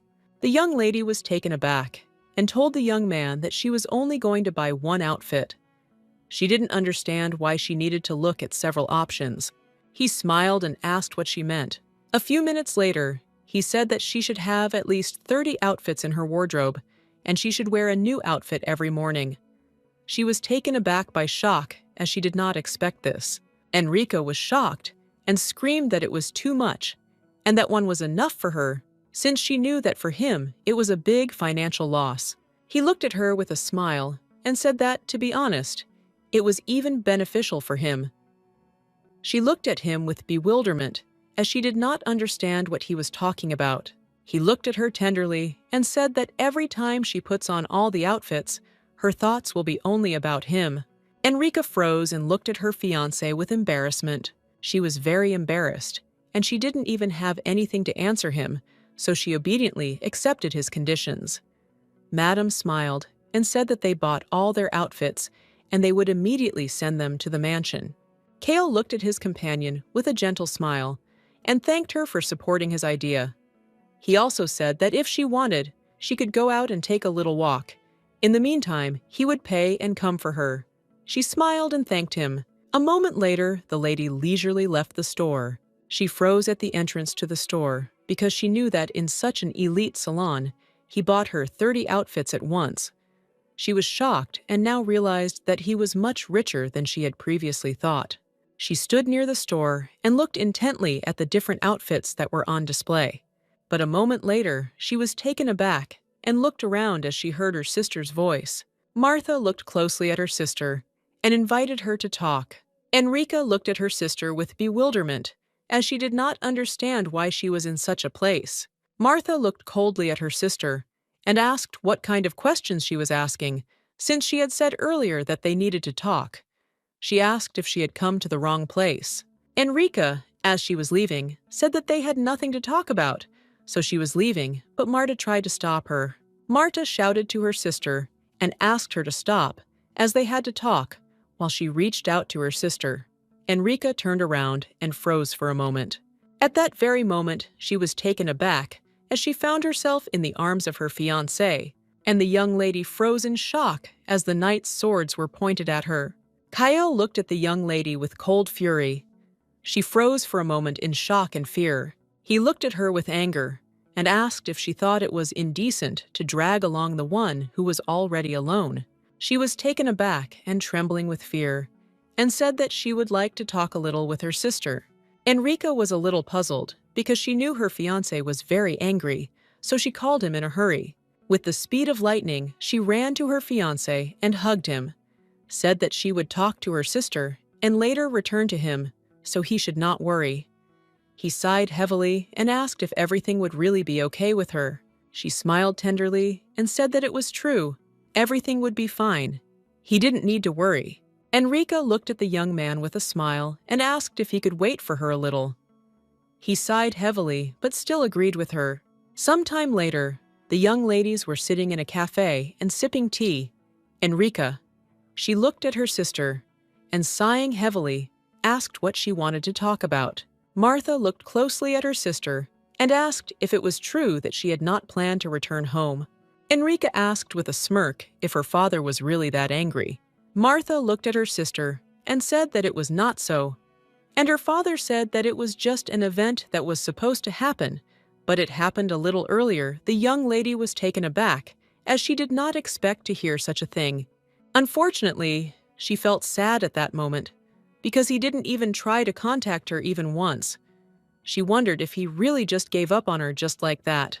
Martha sighed heavily and told her sister that when she left home, she accidentally saw her diary. Enrica was a little surprised and puzzled, as she knew that the truth was that the owner of the body had described in detail everything she had gone through, how the Duke had mercilessly used her magical power, and how he had also used her as a simple slave. She described how she was constantly subjected to violence and humiliation on his behalf. Martha, shaking with fear, said that she didn't even know that her father treated her like that. Enrica sighed and looked at her sister, wondering if she had come to apologize. Enrica told her sister that she was just pretending not to know anything, and yet she was no different from their father, since she was the one who had been bullying her all along. Enrica, looking at her sister, said that it was she who had spread rumors about her among the servants, making an outcast out of her, and now she pretended to repent. Marta could not stand it, and with rage shouted at the young lady that it was because of her that her mother died. Enrica looked at her sister from the edge with bewilderment. Could she really mean the Duke's concubine? The young lady was taken aback and greeted him on the spot. She was shocked and did not understand how her sister could know about such a thing. Enrica sighed heavily as she realized that her sister knew that they were not biological sisters. She supposed that the Duke had probably told Martha that the Duchess was to blame for her mother's death, so it was only natural that she hated her. Marta was taken aback and looked at her sister with a sharp look in her eyes, as she realized that everything was real, and that she was an illegitimate daughter. In a hurry, she rushed to her sister, and taking her hand, taken aback, begged her not to tell anyone, because if anyone found out, it would be a disaster. Enrica pushed her sister away and quickly stood up. She looked at her intently and said that she was not a child anymore. She told her sister not to let her father manipulate her, and also she had to study and think for herself. Enrica, looking at her sister, said that it was always easier to blame someone else, but her mother's death was clearly an accident. As she left, she sighed heavily and said that they had nothing more to talk about, so she had to go. Martha was in shock. She asked her sister to stop. Marta sighed heavily, as she did not have time to stop her sister. Time flew by very quickly, and soon the day of the masquerade ball arrived. Enrica looked closely at the maid and asked if she looked strange, as she felt awkward in this outfit. Sarah smiled and told her mistress that she looked beautiful and it would be a shame not to show such beauty to others. Some time later, the young lady nevertheless went to meet her companion, who was waiting for her downstairs. The young man looked intently at his companion and called her with a smile as he realized that she was already ready. But when she came down to him, he froze for a moment, speechless. The young lady in turn looked at her companion with embarrassment. He froze for a moment and was taken aback as she was shining with beauty. A moment later, he backed away. She was in shock and ran up to him and asked if he was really ill. But he only said with a satisfied smile that when he saw her in such an outfit, his non-existent heart began to flutter. She was shocked by this. Enrica, looking away from her companion with embarrassment, realized that her maid was after all a master of her craft. Kale glanced sideways at the young lady and said that now he was even more reluctant to let her go alone. He asked if she was sure she wanted to go to the ball without a partner. She apologized, but she needed to resolve some personal issues. He sighed heavily and said that since she said so, apparently he couldn't do anything. Kale said with a smile that he would pick her up after the ball ended if she didn't mind. She smiled and said that she didn't mind. She would wait for him. Some time later, still tired of these, she arrived at the Marquise's house. She greeted the gentleman and a moment later left to go about her business. She knew that the ball was organized because the royal family wanted to show off the gift. This gift was presented in recognition of the merits of the Marquise family. However, by a twist of fate, the gift was stolen, and everyone was furious because the value was lost. The protagonist, who secretly met the lady at the masquerade, dropped his mask. He was furious because he did not understand what the man was saying. He claimed that they had corrupted him themselves. Burning with anger and fury, he shouted that the Marquis had resigned himself to desecrating the king's gift, and for this he would have to pay with his life. The Marquis backed away, and trembling said that it was not his fault at all, since the Marquise was supposed to look after the gift. The Marquise was in shock, but she could not utter a word. The prince said angrily that if this was so, then the Marquise would pay with her life, and at the same time the young lady tried to stop the prince. She looked at him intently and shouted that he had been too cruel to them. She begged him to forgive them for her sake. The prince looked at her in surprise, but taken aback, he nevertheless agreed. Thus, the Marquise became devoted to the girl who had saved her, and with tears in her eyes, she said that the young lady was now her benefactress. And at the same time, I realized that the plot is simply hopeless, since the main characters are such that it is not surprising that the antagonists are more popular. But on the other hand, she now had a chance to win the Marquise over to her side, making her loyal to her. A moment later, she approached the Marquise and said with a grin that she looked very gloomy.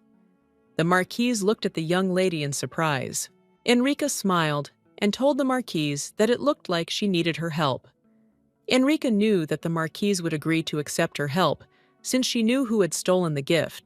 The Marquise was taken aback, and looking at the lady asked what she was talking about as she suddenly appeared next to her and began talking about help.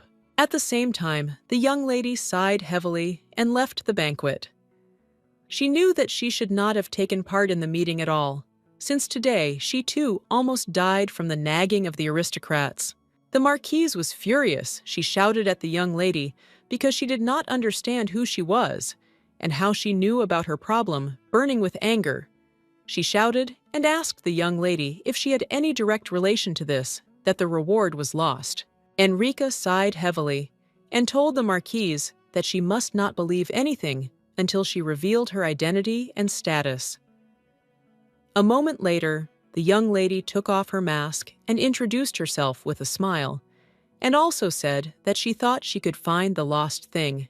The Marquise was taken aback and froze for a moment in surprise.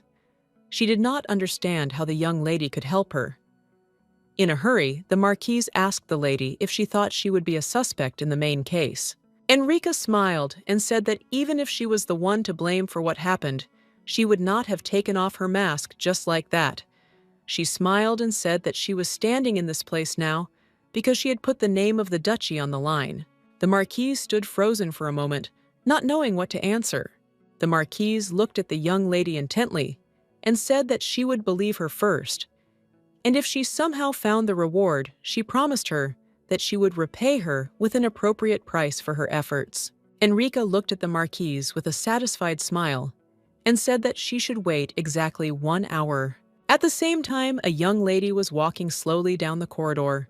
She sighed heavily as she was very tired. She was puzzled because she knew she shouldn't have taken part in the festival, as she was mobbed by the aristocrat, and she was shocked because she was recognized even with her mask on. Sophia Wigrin was recently an ordinary and unremarkable daughter of a baron, but that was before she started a nasty affair with the second prince. All the misfortunes began on the day when the prince told her the following. He looked at her with a fierce deception and asked if she would become his beloved. Sophia was shocked by his statement, as he had not expected anything like this. He sighed heavily and asked if he was really so against it, as he felt a little uncomfortable. Fortunately, the prince's proposal was to pretend to be lovers in order to avoid the confrontation between the brothers, which had noticeably intensified recently. The prince informed the young lady that she was the most suitable person, as she was inconspicuous in his high society. He said that if he pretended to be attracted to her, whose status was not distinguished by anything, then he turned the brothers' standing a little weaker. She sighed heavily because she knew that this was true information, but still, she looked at him with bewilderment and asked why she should participate with her in such a dangerous matter. She did not understand what was good about having a pretend romance with him. He thought for a moment, as there was logic in her words.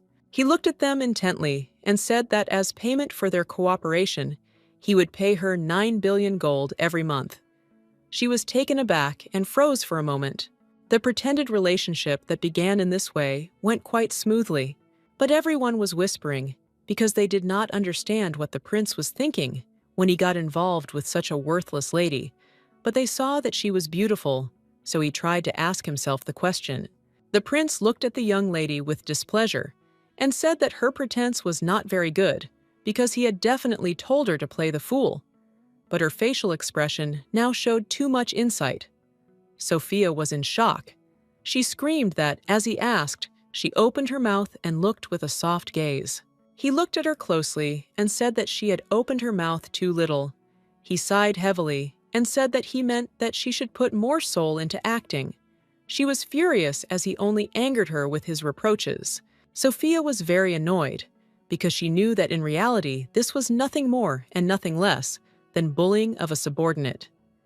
She understood that she needed to tell him everything then, but she was still furious because she knew that she had a fragile character and she would not do this, although she wanted to express all the principles to her face at least once.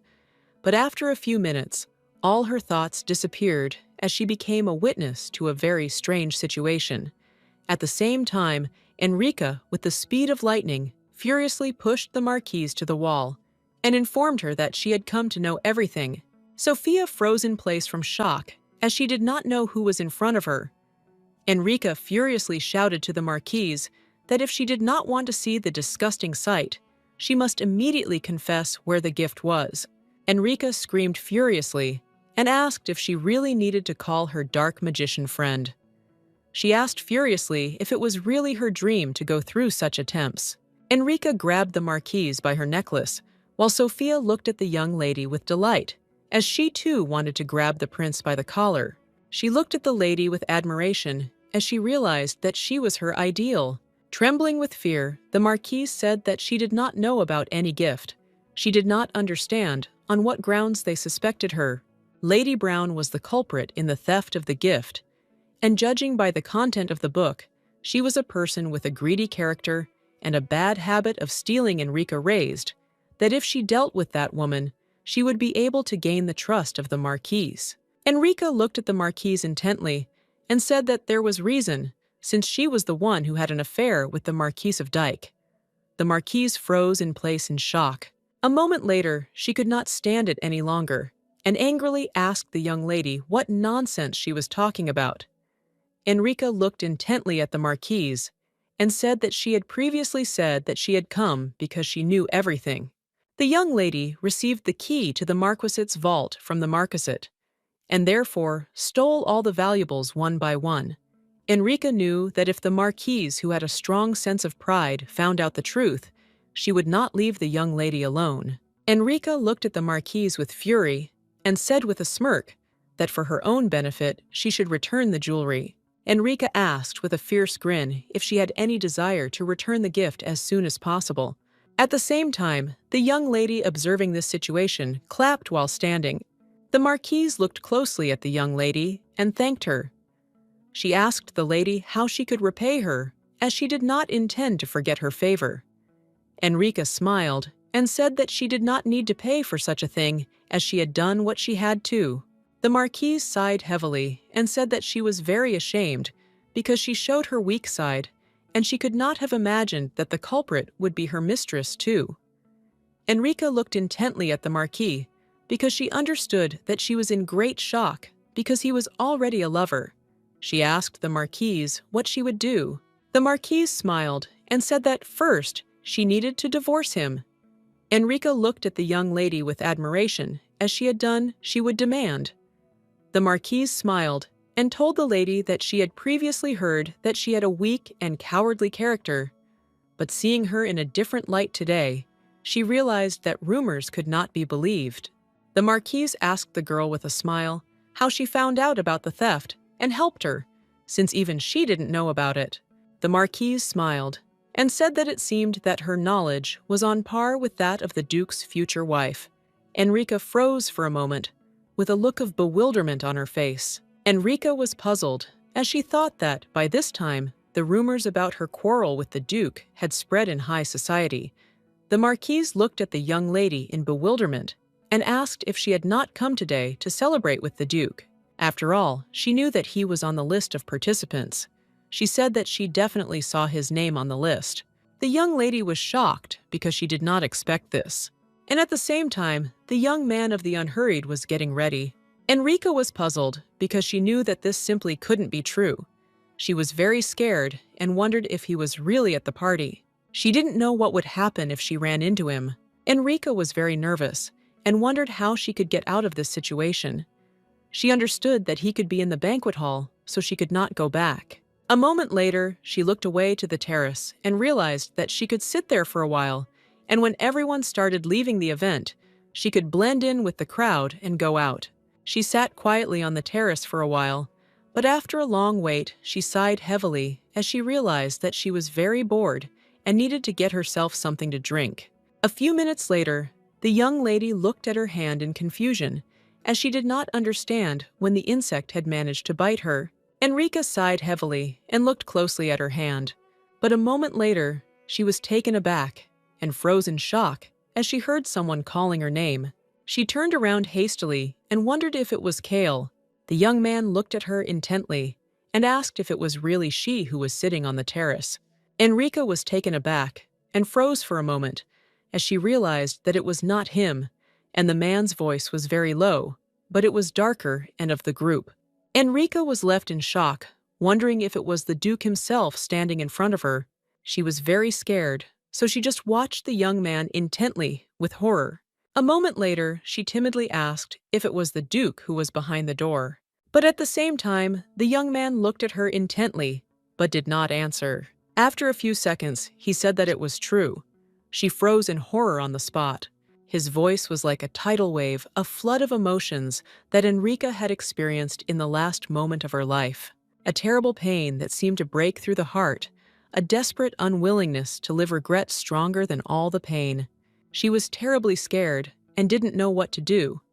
She understood that the cat would hardly leave her alive. She ran away from him and turned down his marriage proposal.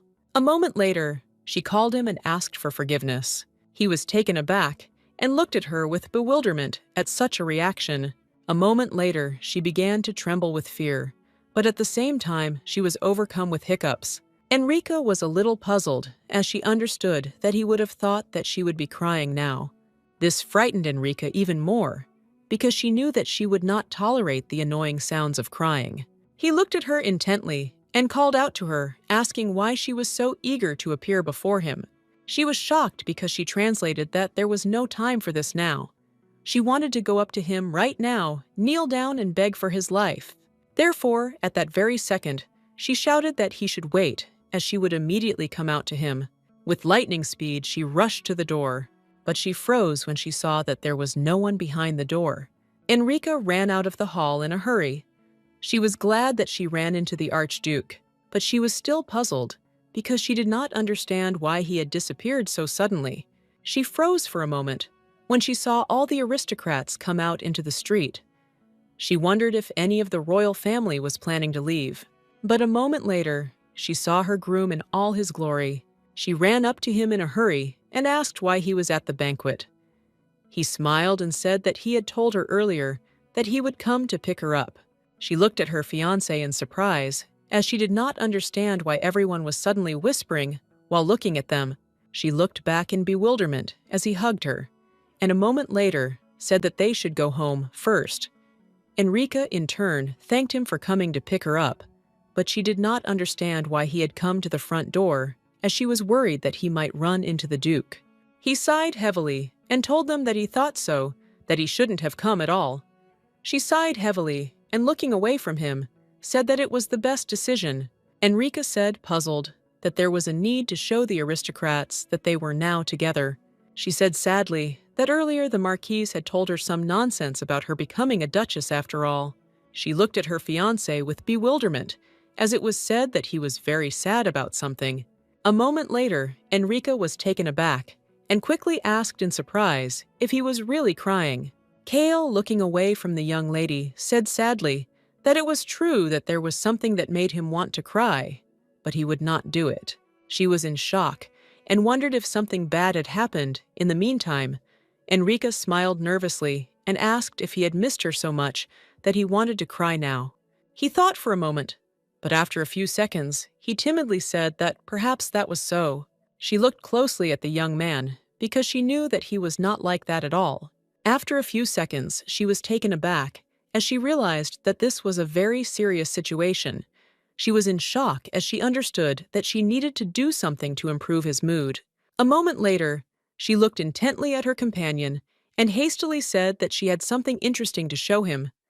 He looked at her in bewilderment, but the young lady did not despair. She knew that she needed to focus and remember the feeling that day. After a few seconds, she used her magic. The young man was shocked because he did not expect to see anything like this. She looked at him with a smile and said that she had succeeded, and also asked if he was surprised. She smiled tenderly, looking at her companion, and said that in fact she knew how to use magic. Enrica said with a smile that she had lost her strength for some time, but had recently been able to restore it. Kale looked at her strength with admiration, as he knew that the sight was truly amazing. She smiled and said that she thought it would help him since she really wanted to break his curse. She said with appearance in her voice that she tried her best. He looked away from her embarrassed and said that he had no idea that she thought of him to such an extent. Enrica asked with a smile if it was not natural. She smiled and said that even if it was not real and temporary, he was still her fiancé, and just as he did everything possible for her, so she intended to do everything possible to dispel his curse. Kale froze in shock, as he didn't expect to hear anything like that. He stared at her small flashes of magic, but said nothing in response. At the same time, the young lady looked at him intently. He became tired and said that meeting her was a stroke of luck, the likes of which he had never had and never would have. Some time later, the young lady noticed that they had arrived back in the county. Enrica looked at her fiancé with bewilderment as she noticed that he was sleeping. She was taken aback when she saw him muttering something in his sleep. But after a few seconds, she was shocked by the sight as she saw that he was crying in his sleep while muttering something inaudibly under his breath. Enrica was shocked because she saw his sleepy delirium and wet eyes. With the speed of lightning, she sat closer to him. She had a strange feeling from the sight of the sleeping young man, and from that recent expression on his face, as if he was about to burst into tears. Kale, whom she knew had always been free at heart, and now he easily showed his weak side in front of her. Enrica looked at the young man with sadness. She couldn't resist and touched his head. Enrica looked at the young man and thought for a moment, since she really knew nothing about him, neither about the county nor about Kale. She wanted to ask when she would have a similar chance later. With a slight smile, she looked at the young man and said that it was time for him to get up, as the servants were already waiting for them. She reached out to him to wake him up, but he suddenly grabbed her hand and at the same moment threw her onto the chair. She was for a moment better for now. The young lady stared at the young man for a moment without saying a word, but after a few seconds, she still called him, and she saw his beautiful eyes, which were filled with surprise, from which fresh tears were still dripping. Kyle immediately approached the young lady, and with a smile called her embarrassed. He touched her face tenderly and brushed her hair away. A moment later, he asked sadly if this was a dream. She was shocked, but shouted that it was not so. After a few seconds, they were both confused. At the same time, the young lady wondered if he was half asleep. Milua approached the carriage and asked the Count if something had happened to them, since they had not come out for a long time. When he opened the carriage doors, he saw a truly amazing sight. The young man froze for a moment, not expecting to see anything like this. Milua hastily asked for forgiveness.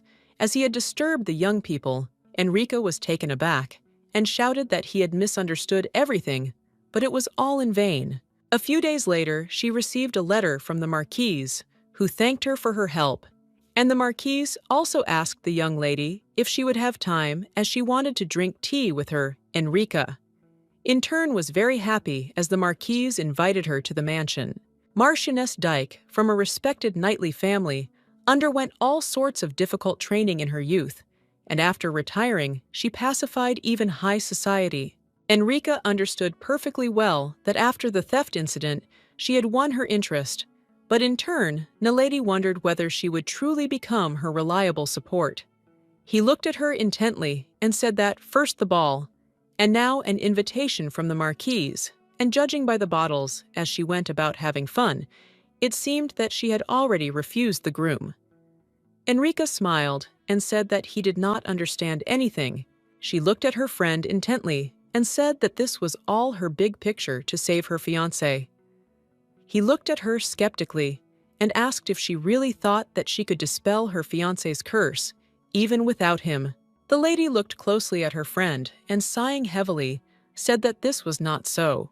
She smiled tenderly and said that all she could do now was show her mana. Enrica, in turn, was very glad that she didn't have to use magic last time, but she knew that now there was no guarantee that everything would be resolved like that time. She smiled, looking at the cute cat, and said that she really wanted to get her power back too. She said with a smile that if he understood her, then she thought that she could do everything. He sighed heavily but did not answer. But a moment later, he took off a cute bell from his bow and threw it right in the young lady's face and shouted that he didn't like her. She was shocked because she didn't expect such a thing. Vermont shouted that he didn't like the fact that she was rushing to help her lazy fiancé when she herself was weak. He also didn't like that she had no interest in conquering the world, even though she had summoned a great demon. As he left, he shouted that for this reason she should not press on his pity. The young lady was shocked, she called him, but it was all in vain. She froze in place from shock and surprise, as she did not understand what had happened at all. Sometime later, the young lady did visit the Marquise's mansion. She froze for a moment, as she had not seen the place during the ball, but she noticed that the mansion had a well-decorated backyard. Looking around, she realized that it was not as luxurious as her fiancé's mansion, but it was still quite charming. A moment later, the young lady, looking back, accidentally stumbled and was taken aback as she realized that she was falling. But at that very moment, the young man managed to catch her with ease. He looked at her with a smile and called out. The young man smiled tenderly at the young lady and asked if she was hurt. With the speed of lightning, she pulled away from him and, taken aback, said that she was fine, and also thanked him. Enrica was a little puzzled because she did not know who was in front of her, but a moment later, she felt a sharp pain in her leg. She sighed heavily as she realized that she had tripped when she fell. He looked at her closely as he noticed that she had a wound on her leg, and at that very moment he quickly grabbed her and lifted her into his arms. She was in shock as she did not expect this. Enrica cried out in confusion and asked what he was doing. The young man smiled and said that he was helping a wounded man, because it was his duty as a knight, so she could get comfortable in his arms. She was shocked and knew that she had never done something like this, even with the groom. He smiled and asked where she was going, as he intended to take her there. At the same time, the Marquise rushed towards them. She looked at him with fury and asked if he had really started up again. Tristan froze in place for a moment, but after a few seconds, he easily let go of the young lady, and she landed on the ground with the speed of lightning. The Marquise sighed heavily and told the young lady that she was very ashamed in front of her, and therefore she thought that today it would be better for her to go back and rest the Marquise. Also told the young lady that she wanted to ask her about many things. The Marquise looked at her brother with fury and asked what he had done to put the dear lady in such a state. Tristan smiled and said that he had only helped the young lady when she accidentally got hurt. In turn, Enrica looked at the young people with bewilderment, since she did not know what kind of relationship they had, because the Marquise now looked very unhappy. Enrica smiled and asked the Mark and why she wanted to ask her. The Marquise in turn hesitated and said that she did not want to know anything special. She said that when the ball was over, a man came to her who was very anxious to see the young lady, and he asked her to arrange a meeting between them. Enrica looked at the Marquise in surprise and asked who the man was. She wondered if it was the Archduke himself. The Marquise smiled and said that a young lady named Sophia wanted to meet her. Enrica was taken aback for a moment and stood there in bewilderment. She was shocked and did not understand why the main character of the novel wanted to see her. She wondered if the main character knew what she was getting herself into. The Marquise said with a smile that the young lady had spoken incomprehensible words like, "He fell in love with her unbending will at first sight." The Marquise smiled and said that she felt uncomfortable, so she began by saying that they were not very familiar. Enrica, in turn, thanked the Marquise because she knew that she had chosen the right words. Enrica sighed heavily, and since it was difficult for her to avoid the Duke, she did not want to get involved with the main character, who together with the immature prince was causing trouble. Tristan approached the young lady with a gentle smile and said that she had a talent for attracting a person's attention at first sight. He tenderly said that he would now be her escort on the way back. Enrica froze in place in shock and embarrassment, as she did not expect this. But at the same time, the Marquise screamed furiously at her brother and demanded that he take his hands off the young lady immediately. She looked closely at her brother and asked if he really thought that she didn't know what he was up to. The young man was taken aback and looked at his sister in bewilderment. A moment later, he said that this time everything was really wrong. Enrica, in turn, looked at the young people in bewilderment, since she did not understand what they were talking about. But at that very moment, the young Marquise grabbed her friend and said that it was time for them to go. She glanced sideways at her brother and told him to move away from them. She informed her brother that she would certainly accompany the young lady home in a carriage. Enrica looked at her new acquaintance with bewilderment and asked if there was really any need to be so angry, since her brother only wanted to help her. The Marquise sighed heavily and said that he was her brother, but it was still better for the young lady to stay away from him. Enrica was surprised by such a statement and asked why she should do such a thing. At the same time, she glanced sideways at the young man. Marquisa sighed and said that her brother was a rare and debauched person. She looked closely at her brother and said that he had had affairs with more than hundreds of women. Some time later, the young lady finally arrived at the Count's castle. She thought for a moment about what the Marquise had told her, as she had thought that her brother was simply a friendly person. She wondered if the Marquise had been mistaken about something. She understood perfectly well that in a family, people usually judge each other very callously. A moment later, she looked at the man who called her with bewilderment. He sighed heavily and said to the young lady that young Master Tristan had asked her to give her a bouquet and a small note. He wrote that he wanted her to remember this flower instead of her injured ankle. She sighed heavily as she realized that the Marquise's words were most likely true, and now she understood why she had been so worried. She looked at the flowers she had been given with tenderness and embarrassment. Kale approached her and asked with a smile what kind of flowers she had in her hands. He also noticed a small note in her hand. Kale looked at his companion sullenly, as he really didn't like everything. He looked at her intently, and with a gentle smile, asked if she had really started a love relationship with someone while he was gone. The young lady in turn pulled away from her companion and said with a smile that everything was not so at all because she had gone to visit the Marquise and had gotten a little hurt there. And as an apology, she was presented with flowers. Kale was taken aback and asked the young lady if she was hurt. He shouted that she should show him her injury. She smiled and said that nothing special had happened and that she had only slightly sprained her ankle. At that very moment, the young man grabbed the young lady in his arms, and she consoled him in a way she had not expected. She sheepishly told her companion that there was no need for this, since it was enough that he could support her by the arm. She was in shock. I didn't understand why everyone was lifting her up in their arms today. Kale sighed heavily and said that if she didn't want to, then he couldn't do anything, but he would still have to ask the Marquise to take responsibility for the fact that she couldn't protect her. The young lady was taken aback and said that she understood everything, but after some time, she sighing heavily, asked if he thought it was strange. He looked at her in bewilderment, as he did not understand what she was talking about. She looked intently at her companion and said that the Marquise still believed that she would become the Duke's wife. Enrica asked the young man if the Marquise had not heard the news that she was now with him and not with the Duke. He sighed heavily and said that the Marquise was a man who was not initially interested in rumors. Enrica sighed heavily and said that the Marquise, who was at the head of high society, could not help but know about this. He was taken aback because he did not know what to answer her. But a moment later, the young lady Sama was taken aback as she noticed that everyone was staring at them. She was very embarrassed and ashamed of the fact that he was carrying her in his arms.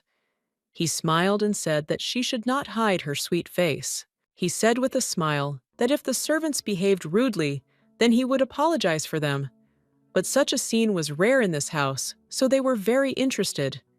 She looked at him in surprise and asked if he was really talking about the fact that he simply held her in his arms. He smiled and said that, to be more precise, he was talking about the scene of him talking to someone while smiling. After some time, they were already in the young lady's room.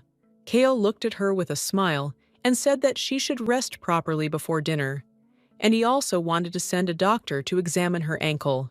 But at the same time, the young lady was immersed in her thoughts. She was surprised by the fact that the servants did not see him talking to anyone while smiling.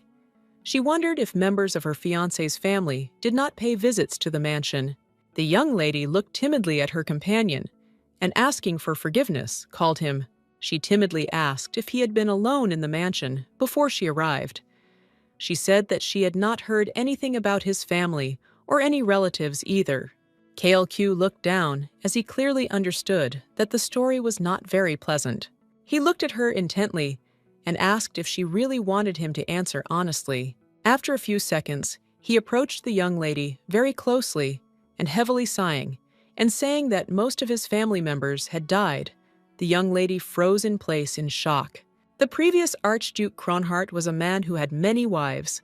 Among them was Raphael's mother, who was a mistress without any power, surrounded by women who wanted to make their child an heir. While pregnant, she drank tea sent by another wife and quickly became weak. She barely managed to protect and give birth to a child, but she had to close her eyes, never being able to hold him. Then the maid hurriedly shouted that the child had not cried at all, and that she had not felt a pulse either. They were in shock and wondered if the child had really died. She screamed that it wasn't so because he was breathing weakly, but still definitely. At a time when no one knew what to do, a man came whom everyone knew as a dark magician, but no one knew his name, and told everyone that the child was cursed.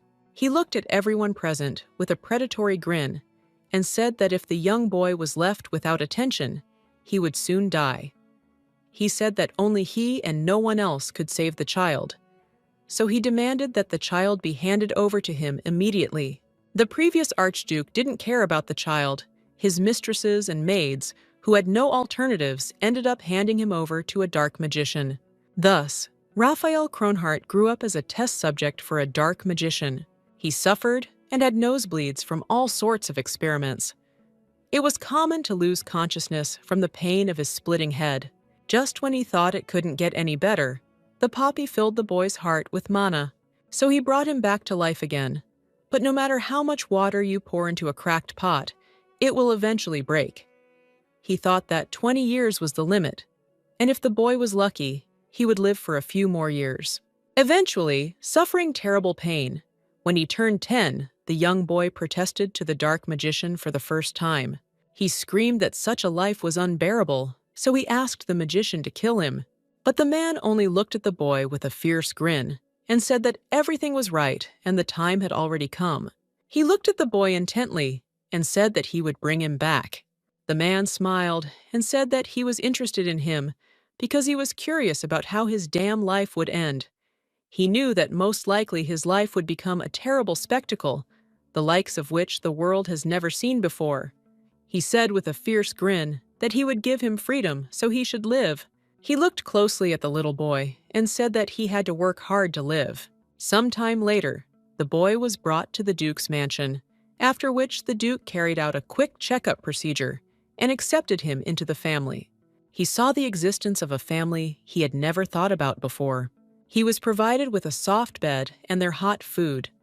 He did not even have time to be confused by the sudden luxury he received, because after some time, the first attempt to kill with poison occurred. He was very surprised since the situation was unexpected for him, but he knew that it was even better this way, since he was used to this kind of thing. As a little boy, he faced assassins and poisons sent by his brothers every day. On the street, he bribed a magician and replenished the mana in the decaying body. Holding his breath, he was patient and quietly grew his power in the duchy. At the moment when everything was ready, he launched a counterattack. The first to leave this world was the elder brother, who mixed poison into him, died after drinking tea. The second elder sister, who was constantly sending assassins after him, died in an accident. When the time came for the third brother, he, without even thinking of hiding it, set an example for everyone. There were rumors that a curse had been placed on the duchy around the time the remaining brothers themselves left the domain. In the end, he sent his father to the next world with his own hands. The dark magician's words about the terrible spectacle that would be unseen before were true. In the end, he thought that he could not do anything to counter the words about the curse, until he met the one who made his heart howl. Until that day, he thought that his heart was completely empty, but he realized that he was wrong. He sighed heavily and said that most of his family members had died. The lady was taken aback, not knowing what to answer. She was puzzled and simply remained silent. Enrica saw that the young man had pulled away from her and asked for forgiveness, because she now realized that she had asked such a question in vain, but he did not answer. A moment later, he said that it would be better for her to have dinner alone tonight, because he suddenly had urgent business. As he was leaving, he said that they would see each other later. She was shocked and asked him to stop. She asked him to stop several times, but it was all in vain. Enrica was shocked because she realized that this was a big problem. She knew that he usually dined with her despite his busy schedule, but she ended up dining alone. She was very nervous because she realized that she had made a huge mistake. She knew it wouldn't work, and she needed to do it urgently. Sorry to him, so she ran quickly to his office. But a moment later, she froze in place when she heard her fiancé talking to his subordinate. The young man said that a few months ago, the young lady said that she was very ill. Kale looked closely at his subordinate and told him to find out about everything, as he wanted to know if she remembered about that time. She froze for a moment in shock, and listening to their conversation, wondered if they were talking about her. He looked at his subordinate intently and told him to question the people close to him who had had contact with the young lady. But a moment later, he looked at his subordinate and gestured for him to remain silent. At the same time, the young lady froze in place as they fell silent. At the same time, the young man moved away from his subordinate and rushed to the door. With lightning speed, he opened the office door. But after a few seconds, I saw that there was no one behind the door. Malua looked at the Duke in surprise and asked if there was really anyone there. The Duke sighed heavily and said that there was no one, and also leaving, he invited his subordinate to continue their conversation. At the same time, the young lady sat quietly behind the door, using her magic. After some time, she rushed to her room in a hurry. She was very excited and scared, because she knew everything was very strange. She remembered the cold expression on his face when he told her about the death of his family. Now she heard his indifferent voice when he spoke about her. She was very scared, because this was the first time such a thought had entered her head. She was shocked because she realized that, perhaps, he had a completely different face. She was shocked because he had never shown her such an expression on his face before.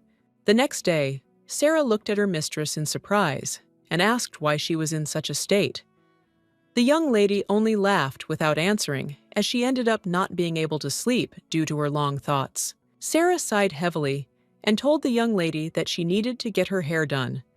She looked closely at her mistress, who looked very tired. A moment later, the young lady looked away at the small bouquet of flowers next to her. Enrica looked at her maid and asked if she by any chance knew Tristan Dyke. Sarah smiled and asked if there were any women in the kingdom who did not know this name. Enrica looked at her servant with a smile and asked what she was talking about. Sarah smiled and said that the young man was famous for having joined a knightly order at the age of 18. But later rumors spread that he was expelled because he had been walking with a nun for a year. The maids of noble families' daughters said that there was no woman who would not fall under his spell. Sarah looked closely at her mistress and said with a smile that she did not need to worry, because if such a libertine approached her, she would never leave him alone. Enrica sighed heavily and thanked her maid for her concern. She was shocked, because she didn't think at all that he was like that. She understood that you can't judge a person by his appearance. Enrica, in turn, understood perfectly well that she should under no circumstances get involved with him. But a few seconds later, she was taken aback and froze in shock when she saw a young man on her terrace. She froze, not understanding whether this was a dream or reality. But the young man looked at her with a radiant smile and greeted her with a gesture. She quickly closed the window in a hurry. Sarah looked at her mistress in bewilderment, as she did not understand why she was behaving in this way. A moment later, the young lady called out to her maid that she would go out for a moment. Sarah looked after the young lady in bewilderment, but unfortunately, she did not have time to say anything to her. Some time later, she finally met the young man. Tristan smiled and told the young lady that he was very glad that they saw each other again. She was shocked because she did not understand how he knew about this place. Out of breath, she asked how he had originally entered the mansion. He smiled and said that he had asked the coachman for the address and that he had entered the mansion through a loophole in the forest. She was shocked as she realized that there was a loophole in the mansion that she had never heard of. He smiled and apologized because he knew it was impolite, but he was still very worried about her injured leg, so he could not resist and ended up right under her window. Enrica was in shock. She screamed and pushed him because she knew that he had to leave, because if someone saw that he was here, trouble could not be avoided. She wanted to send him away quickly, as she was already worried about the incident with her fiancé. But the young man turned around and, looking at her with a gentle smile, called out. He sighed heavily and asked if something was bothering her. She froze in place for a moment. He looked at her closely and said that her face looked rather gloomy. He smiled at Tristan and said that his special talent was reading the expressions on women's faces. She looked at him skeptically, but did not answer. Tristan looked at her closely and said that if she had any worries about anything, she could tell him, because if she told an unknowing third party, she would feel better. He looked at her closely and said that perhaps he could help her with something. She sighed heavily as she understood that she still needed his help. He looked at her closely with a gentle smile and asked if after her story, She was really sure that one of her acquaintances was hiding something from her, and she was worried because she did not know what exactly he was hiding. She sighed heavily and said that if you sum it up, then everything was exactly like that. Tristan looked away from her with a smile and into the distance. But a moment later, looking at the young lady, he said that since she was upset about this fact, then he could resolve her situation and help her. She looked at him in bewilderment for a moment. He smiled and said that she should go with him to one place. Sometime later, they came to a nondescript house. Tristan smiled and said that he brought her to the best guild in the kingdom, which provided various information, and he could say with confidence that there was no information that had not already been found out here. She was shocked, wondering if such a place really existed. Entering the guild, she was taken aback, as the atmosphere somehow filled her with fear. A moment later, the young lady screamed as the young man suddenly stood up and walked towards them. The man approached the young lady's companion with lightning speed. She was frightened and did not understand what was going on. But after a few seconds, the man's expression changed, and he greeted guild leader Tristan with a joyful smile. Enrica froze in shock for a moment and looked at her companion in surprise. She looked closely at the young man, as she had not expected to hear anything like that at all. Looking at Tristan, she wondered if he was really the guild leader. The man looked at the young man intently and asked how he could leave everything to him and then just disappear. Tristan smiled and told his subordinate that he respected him very much and trusted the entire guild. The man sighed heavily and said that the last time they saw each other was the day he was almost executed for trying to elope with the princess of a neighboring kingdom. The young lady looked at her companion in shock, as she had not expected to hear anything like that. The man smiled and said that he had also tried his best to find a way to get out of that mess. And it turned out that it was only yesterday. Tristan looked at the man closely and asked him to close his mouth with a smile. Carl looked at the young lady in surprise and asked if she was his new companion. Enrica was shocked and said that this was not so. But a moment later, she looked away and saw her sister. She was shocked because she did not expect to see him in such a place. With the speed of lightning, the young lady hid behind her friend. Enrica was shocked. She didn't understand what her sister was doing in such a place. Sometime later, some of them went upstairs into a small office.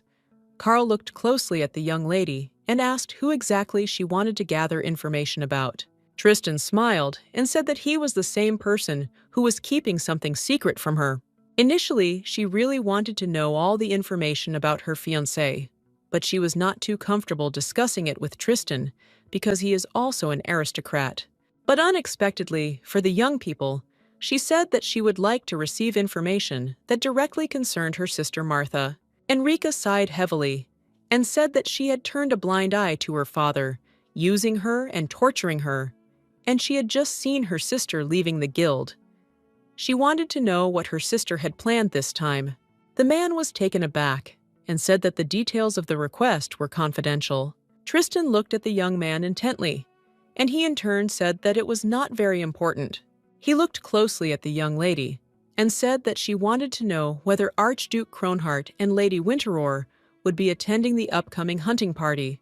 Carl glanced sideways at his subordinate and asked if there was any more information she didn't want to know. He sighed heavily and said, puzzled, that she had also asked to get the seating plan for the guests, and then he said that she should come in a few days. Enrica was worried because her sister wanted to know about the hunting technique, but more than that, she wanted to know if her sister and the Archduke would be there. The young lady was shocked. She did not understand what her sister was planning at all. Some time later, they left the guild, and looking at the young lady, the young man said that she did not need to worry, because if her sister appeared in the guild again, she would not receive any information. Since he ordered not to give her anything concrete, and they should send her back, she looked at him in surprise and thanked him. A moment later, the young lady looked at him tenderly and said with a smile that she would not forget his help today. She said with a smile that she would certainly return to the estate and pay him a fair price for the information. He smiled and said that she did not need to pay. Looking at the young lady, he asked if she could become his girlfriend instead. She froze for a moment in surprise, as she had not expected such a thing. But after a few minutes, she said that she could do it. She knew that it was very suspicious, but still he helped her a lot. Tristan smiled and asked if she wanted to go for a walk together. She was surprised because she didn't understand where he wanted to go. As he left, he said with a satisfied smile that there was one place he had always wanted to go with a friend. Sometime later, they came to the night market. Enrica was amazed because she did not know at all that there was such a place in the city. He looked at her with a smile and asked if she liked something like that. She was shocked because he started talking to her informally. Tristan smiled and said that speaking too formally in a place like this might attract attention. And besides, they were friends now, so it wasn't a big deal. She looked at him in surprise, but still agreed. She was in shock. She did not understand why she had such a feeling that she was being pulled deeper and deeper. Some time later, they were walking through the night market and eating various snacks. They also admired the beautiful flowers that were at the night market. Some time later, they tried on various exquisite headdresses. After some time, they came to a fortune teller. She smiled and asked the young lady if she really thought she wasn't human at all. Enrica looked away from the fortune teller in confusion as she realized that she was a very perceptive person. She looked closely at the young lady and asked why she still felt guilty for taking what was someone else's when it had always been hers. The young lady looked at the fortune teller in bewilderment as she did not understand what was being discussed.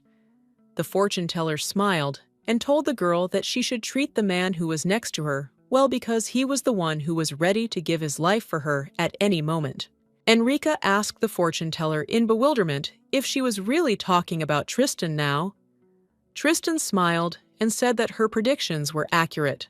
The lady looked at the young man intently frowning. A moment later, she asked the young man to extend his hand to her. She was shocked because she saw a lot of women in his life. She sighed heavily and said that he had many women, but it seemed that he never knew what true love was. And if he did not stop living a depraved life, then he could forget about marriage. She looked at him intently and said that if he didn't want to be alone all his life, he had to be honest with himself first. Enrica looked at Madame with puzzlement, as she knew that her words sounded like a curse. She stood up in a hurry and said with a smile that it was time for them to go, but they were still glad that they came to see her. Some time later, they were walking through the city at night. The young man looked closely at his companion and asked if something had happened. He wanted to know if she was interested in what the fortune teller had said. Enrica sighed heavily and said that the lady had said such things right in front of a man, and she felt awkward. He looked at her hard and said that it wasn't entirely untrue. Tristan said that he was born into an old-fashioned knightly family, and he had to pretend to be the perfect knight all his life. But at some point, he wanted to get rid of it. He looked intently at his companion and said that if the prediction was the price for freedom, then he was ready to pay it. She sighed heavily because she knew that he had led a life he did not want for the sake of his family, and his situation reminded her of Erica before her transformation. She looked at the young man with a smile and said that he was a good man because it was better to be a ladies' man and enjoy life than to become a knight who worships a god he does not believe in. A moment later, the young man looked intently at his companion and, touching her face, asked if she knew how to win a woman's heart. He smiled and said that the most important thing is not to show your sincerity. She was taken aback and froze for a moment, but after a few seconds, she apologized and said that it was somehow rude. He smiled and said that there were attacks. She looked away from him in embarrassment and said as she left that if he was going to talk nonsense, then they should go back. She was shocked and did not understand how she could have been so stupid to think that he was talking to her seriously.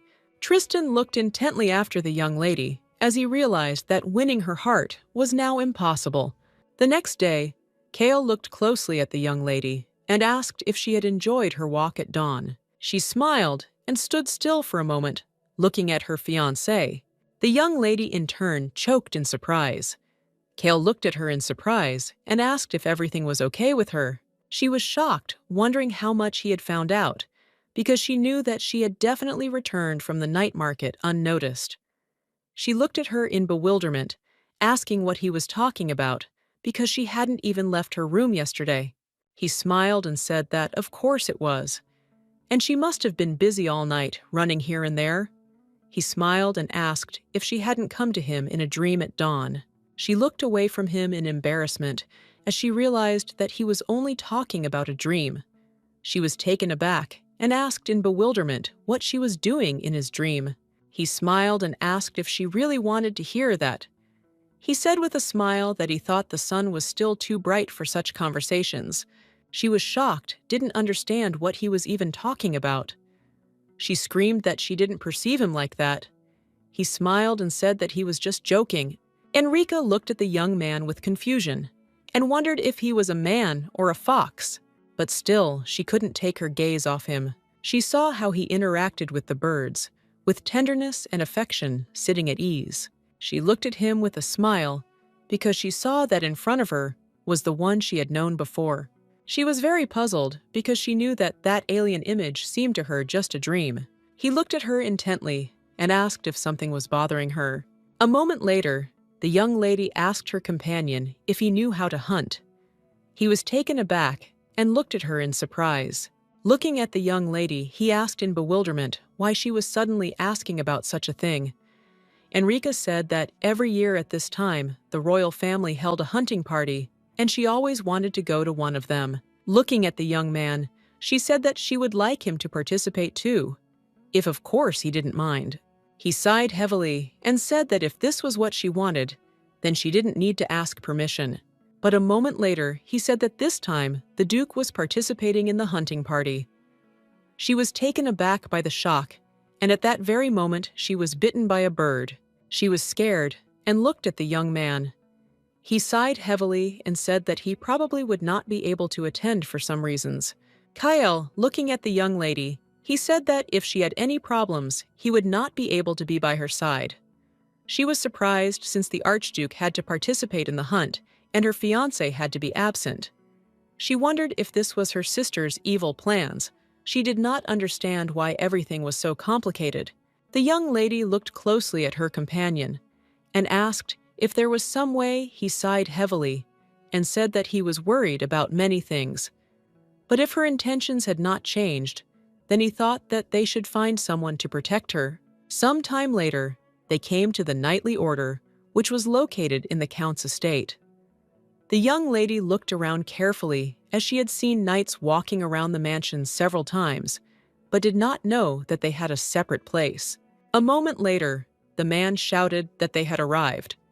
At the same time, the young lady shuddered and screamed. Kale looked closely at his companion and asked if she was okay. She sighed heavily and said that she was okay. She was just a little scared. Kale looked at his subordinate with bewilderment and asked how he managed to move so silently since his fiancée was scared.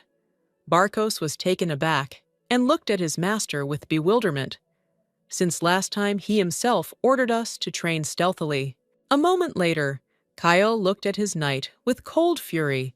Without uttering a word, the man hastily asked his master for forgiveness.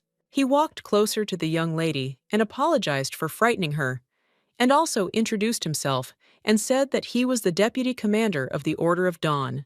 She looked at the young man with a puzzled expression and said that it was a pleasure to meet him.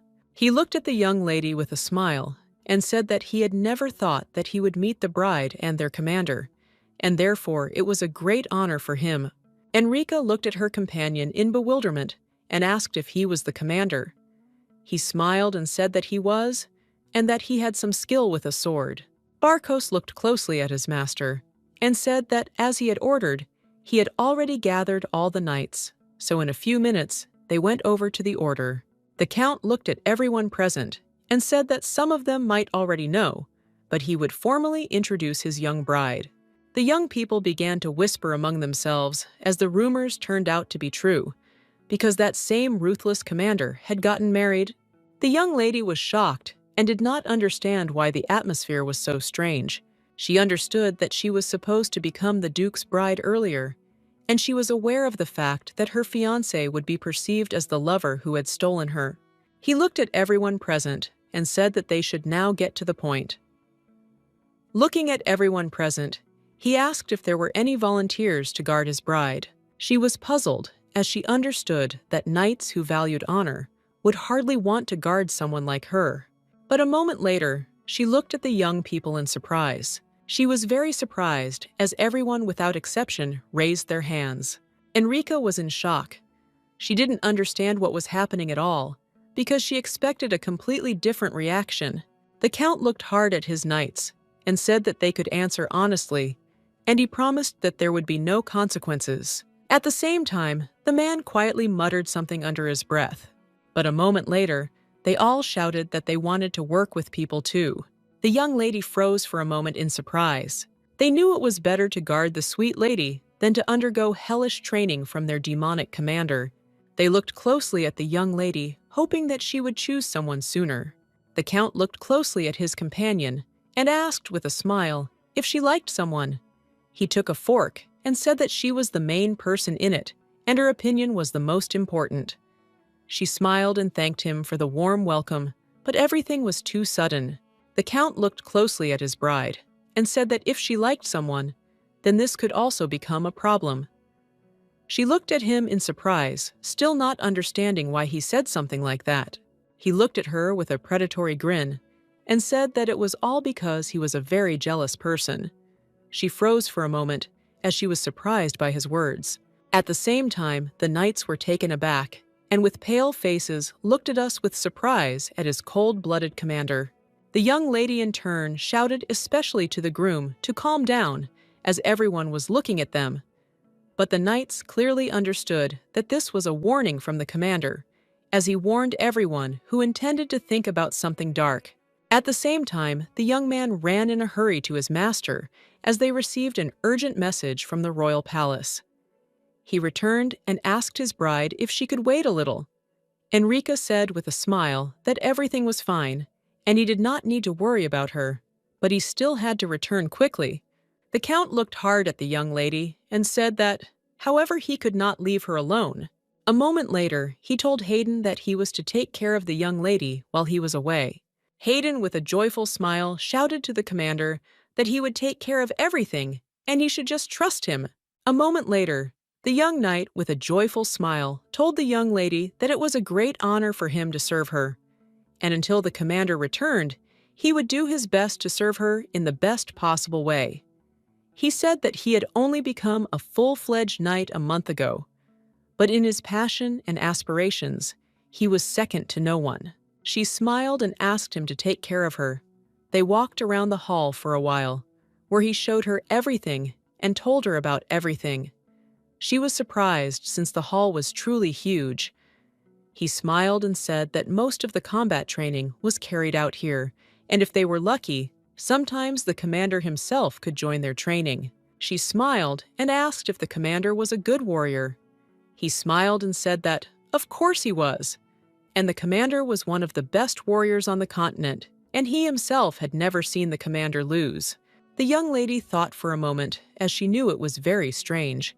She realized that his name must have been mentioned at least once in the novel, but unfortunately, she did not remember anything like that. Lost in her thoughts, she unfortunately did not notice how a fragment of the sword was flying towards her. After some time, the young lady was taken aback because she felt something, but after a few seconds, the young knight blocked her with his body. He took the full impact, and with his crash, he fell to the ground but managed to save the young lady.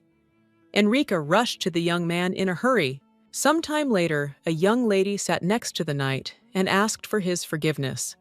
He smiled and said that he was fine, and was informed that he only had a small crack. She looked at him with sadness, as she knew that, for a knight, a hand is life. She then tried to deflect the blow with her magic, but her power was too weak to do so. She was very upset, because she knew that if her magic had been a little stronger, she would have saved herself and the knight. The young man looked closely at the young lady and said that she should not worry about such things. He said with a smile that if she was the bride of their commander, she would soon become their mistress. Hayden, looking at the young lady, the lady said that it was completely natural for a knight to protect his master, She looked at him intently and asked with a smile if he would like to become her bodyguard. The young man froze in surprise for a moment, but after a few seconds, he asked in embarrassment if she was really serious now. In a hurry, he left his bed and asked her not to take back her words. He shouted that she should wait for him for a few seconds. He ran around the room, confused, and looked for his sword. A moment later, he handed his sword to the young lady and said that in order for Togo to become her bodyguard, he needed to go through the appointment procedure. He said with a smile that she should hold the hilt of the sword and hit him on the shoulder. She froze in shock and wondered if it was all happening too fast, but she agreed anyway. A moment later, he said with a satisfied smile that from now on, his life belonged to her. She looked at the young man with a smile and asked him to take care of her. But a moment later, a knight entered the room and asked the young man if he was all right, but he froze for a moment in surprise when he saw that the young lady was standing with a sword in her hand, and his comrade was kneeling on the ground. He was shocked because he didn't expect anything like this. With lightning speed, he rushed to his comrade and asked if he had received the assignment without the presence of the commander. Hayden smiled and said that everything was exactly like that, and this assignment was in a simplified form. The young man was in shock. He shouted to his comrade that the appointment could not be approached so frivolously. At the same time, the young lady looked at the young man in bewilderment and asked who he was. He was taken aback because he realized that he had completely forgotten to introduce himself. With the speed of lightning, Sasha approached the young lady and offered her his apologies, and he also informed her that he was a knight from the Order of Dawn. Sasha sighed heavily and said sadly that because his sword broke, he almost put the young lady in danger. She sighed heavily as she realized that it was he who was involved in this incident. Sasha was puzzled. He said that he felt terrible, but he intended to inform the master of his mistake and ask for appropriate punishment. She looked at him closely and asked if there was any need for that. She looked at him with a smile and said that when even such a durable training sword broke, it probably showed that he had gone through a lot of training, and she personally found that worthy of respect. She looked at the young man with a smile and said that for this reason, they could just focus on training and leave the situation between them as a secret. Hayden, looking at the young lady, he said to his comrade that she was like an angel. Sasha looked closely at the young lady and said that he completely agreed with his comrade. Sometime later, the young lady met with her fiancé. Kale looked closely at his companion and asked if she had appointed Hayden as her bodyguard. She smiled and said that it was so, but a moment later, the Count fell silent unexpectedly. For her, Enrica looked at him in bewilderment and asked if he was really angry. She sighed heavily and said that, unfortunately, she had decided without his consent. He smiled and said that he was not angry because the knight was very young, but he was experienced and loyal, and he was the first candidate he chose to guard her. However, he believed that this meant that she was truly interested in him. The young lady was shocked and wondered if things were really that bad. Enrica looked intently at her companion and said that she had something important she wanted to ask. He looked at her in surprise and asked if she was sure she wanted to learn fencing. She smiled and said that unfortunately, she couldn't rely on just him and her bodyguard until she regained her magic, and so she thought it would be better if she at least learned some simple self-defense. He looked at her with a smile and said that he understood everything, and if this was her decision, then he would help her in any way he could. He smiled and asked if she would like to try swinging the sword slightly. She looked at him with a smile and said that she would do everything now, but a moment later, she was taken aback and began to shake as she did not understand how she could lift such a heavy sword. At the same time, the young man looked at her with a smile. Coming closer to the young lady, he said that they should start from the very basics. He tenderly leaned closer to her and showed her how to comfortably hold the sword in her hands. At the same time, the young lady was filled with embarrassment. She was shocked because he was standing too close to her. Kyle looked closely at his companion as he saw that she was embarrassed, but at the same time, he was also a little embarrassed. A moment later, he smiled and said that he thought he heard a heartbeat from somewhere. He smiled and asked if it was just his imagination. She was shocked and screamed that if he teased her like this, she would stop her classes. He came closer to her and, hugging her, said that this was not possible because she started it herself. She was in shock but did not answer. Some time later, knights approached them and watched them closely. They whispered to each other, as they had never seen the commander behave like this before, and laugh while looking at someone. Some time later, the young lady returned to her room after a long and grueling training session. She was shocked because she didn't know that it would be so difficult for her to do something like this. Enrica was puzzled because she knew that she would have to go through torment. She understood that if she had made a contract with a demon and fully restored her magic, she would not have to train so hard. A few seconds later, she entered the room as she knew that she would definitely make a contract with him today. In a hurry, she called the demon. But for a moment, she was taken aback and looked around in surprise because she did not understand why it was so quiet in my room. After a few seconds, she lit a candle and decided to carefully examine the room in search of her cat. A moment later, the young lady was consoled by the sound of a voice she had heard before. She looked up in surprise as she realized that he was right there. She was in shock, did not understand what was going on and why he did not turn on the light, and sat in the dark. She went up to the top floor and froze in shock because she saw a young man instead of her cat, whom she expected to see upstairs. In turn, she flew over and froze in place from shock, as she did not expect to see something like this. A moment later, she screamed that he was a pervert and ran away from the young man in a hurry, but he screamed and reached out to her. She screamed and asked someone for help, but at that very moment, he caught his footing and accidentally fell on her. She froze for a moment. He looked at her intently and told her to calm down because it was him. Enrica slowly touched his ears and asked in bewilderment if he was really Vermont. Some time later, they sat looking at each other. She sighed heavily and asked if this was his real form. He sighed heavily and said that it was, and also asked how many times he needed to repeat it. She looked at him in bewilderment and asked why he was always in the form of a cat. She asked if he really wanted to seem cute to everyone. Vermont was shocked and didn't understand what she was even talking about. He sighed heavily and said that it was easier to control his magical power that way. Vermont said that now he didn't even have enough mana left to support the basic transformation spell, so he returned to his true form. Vermont sighed heavily. She looked at him in bewilderment and called out. She ran closer to him and asked what was wrong with him, as she wanted to know whether he was in pain or not. She looked at him in bewilderment, but at the same time, he could clearly smell the pure magical energy that was emanating from her, so he couldn't stand it any longer. He sighed heavily, restraining himself with the last of his strength. A moment later, he said that they could sign a contract. Enrica was surprised by this statement.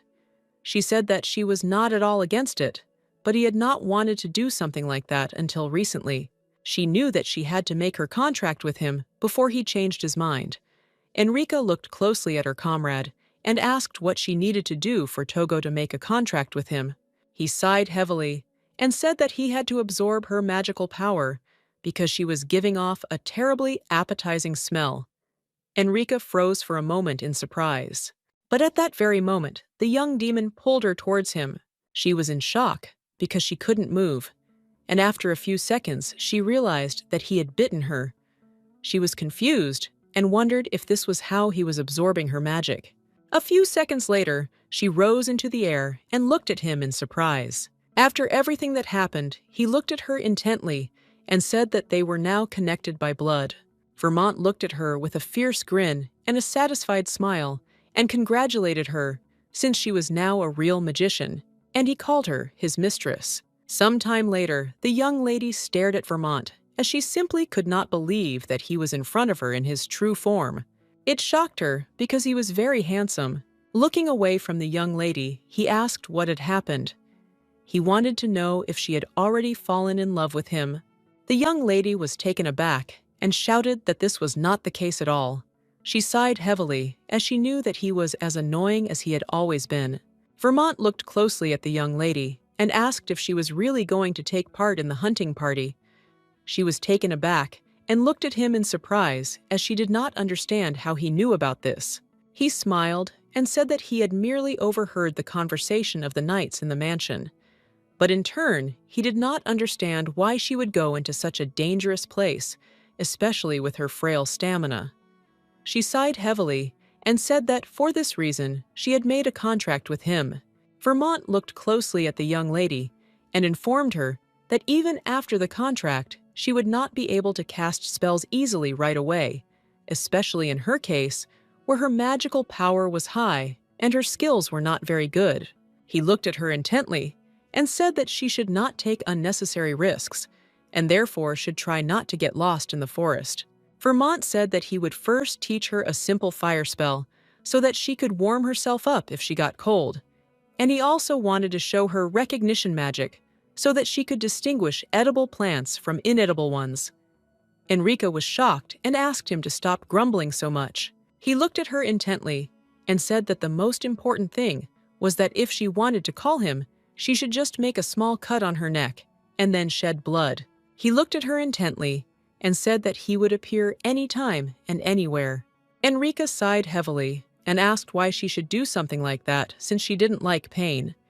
He sighed heavily and said that he didn't want his mistress to suffer either. He looked at her intently and said that she should still not forget that perhaps one day, one drop of her blood would save her life. Some time later, she said goodbye to her maid as she had to go hunting. Sarah looked at her mistress intently and apologized for insisting on her own way, but she knew that she would most likely need her help. Enrica smiled and said that everything was fine. She did not need to worry. A few days ago, Sarah learned that she was going to a hunting party, so she asked the mistress to leave her at the estate.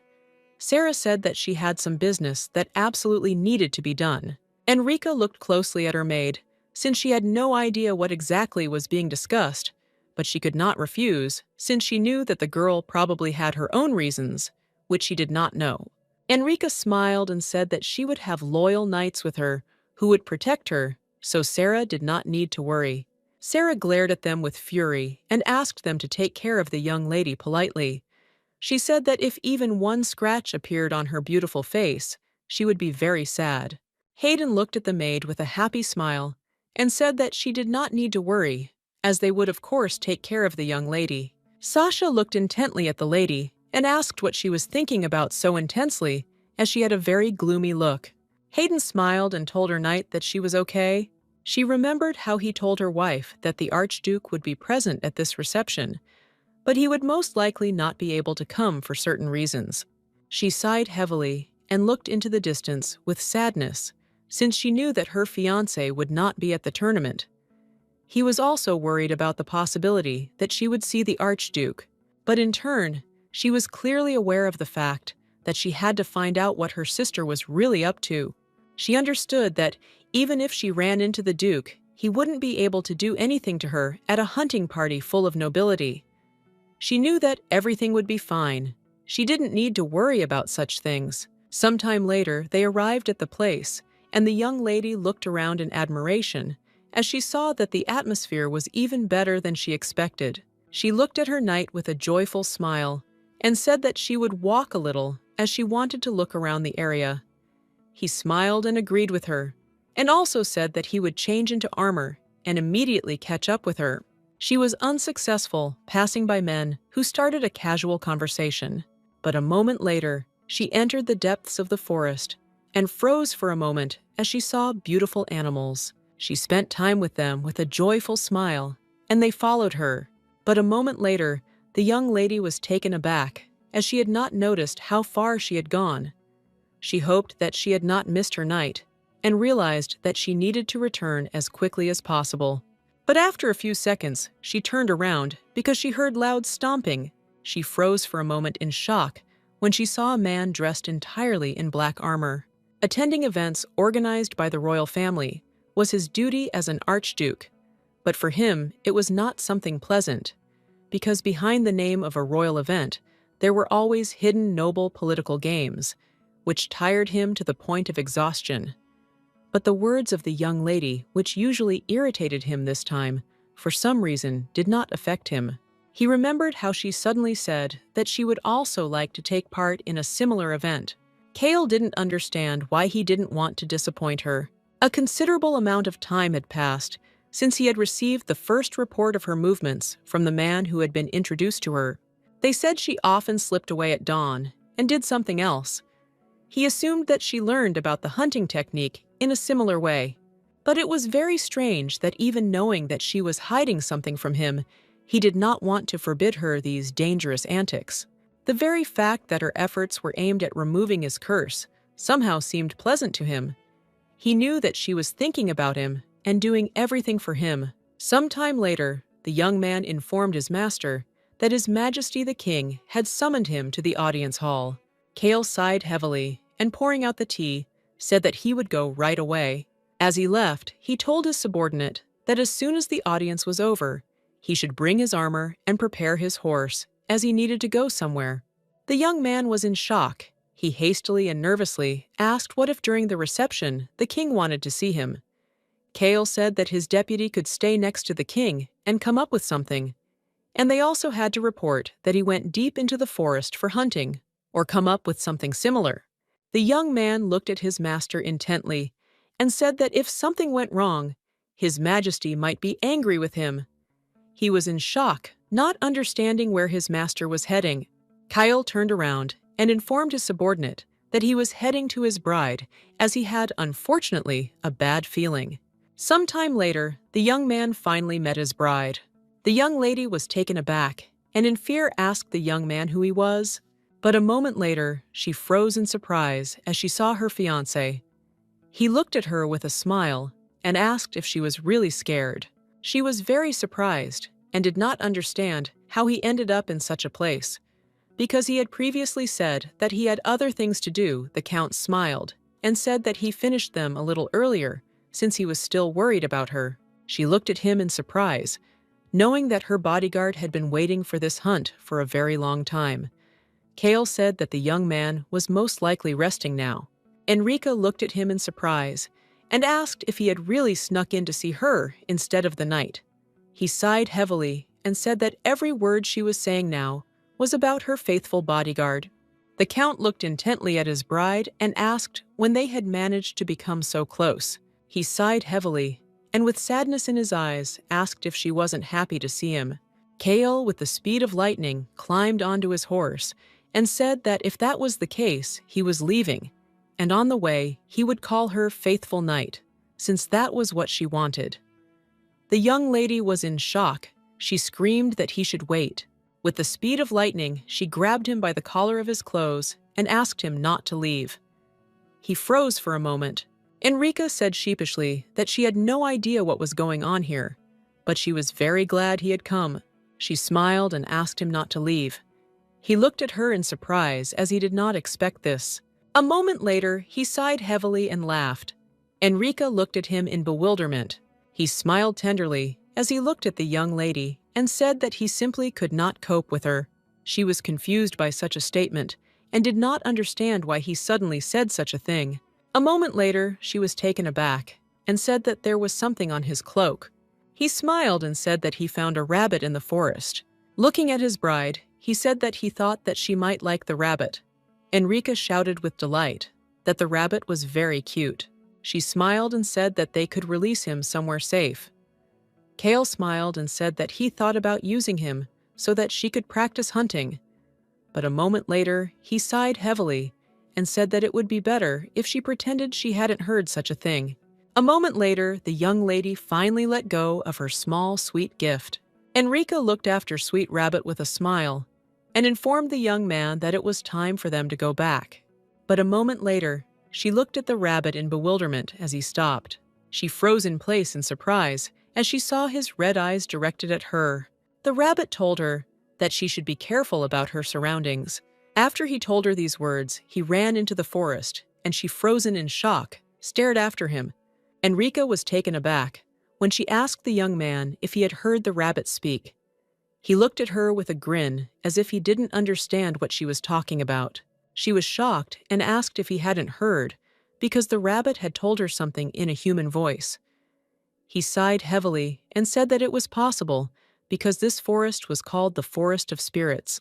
Since ancient times, he belonged to the royal family and was almost untouched by people, so wild, mystical creatures remained in the forest and spoke. Some magicians are able to understand their speech. He said that maybe they just encountered one of them.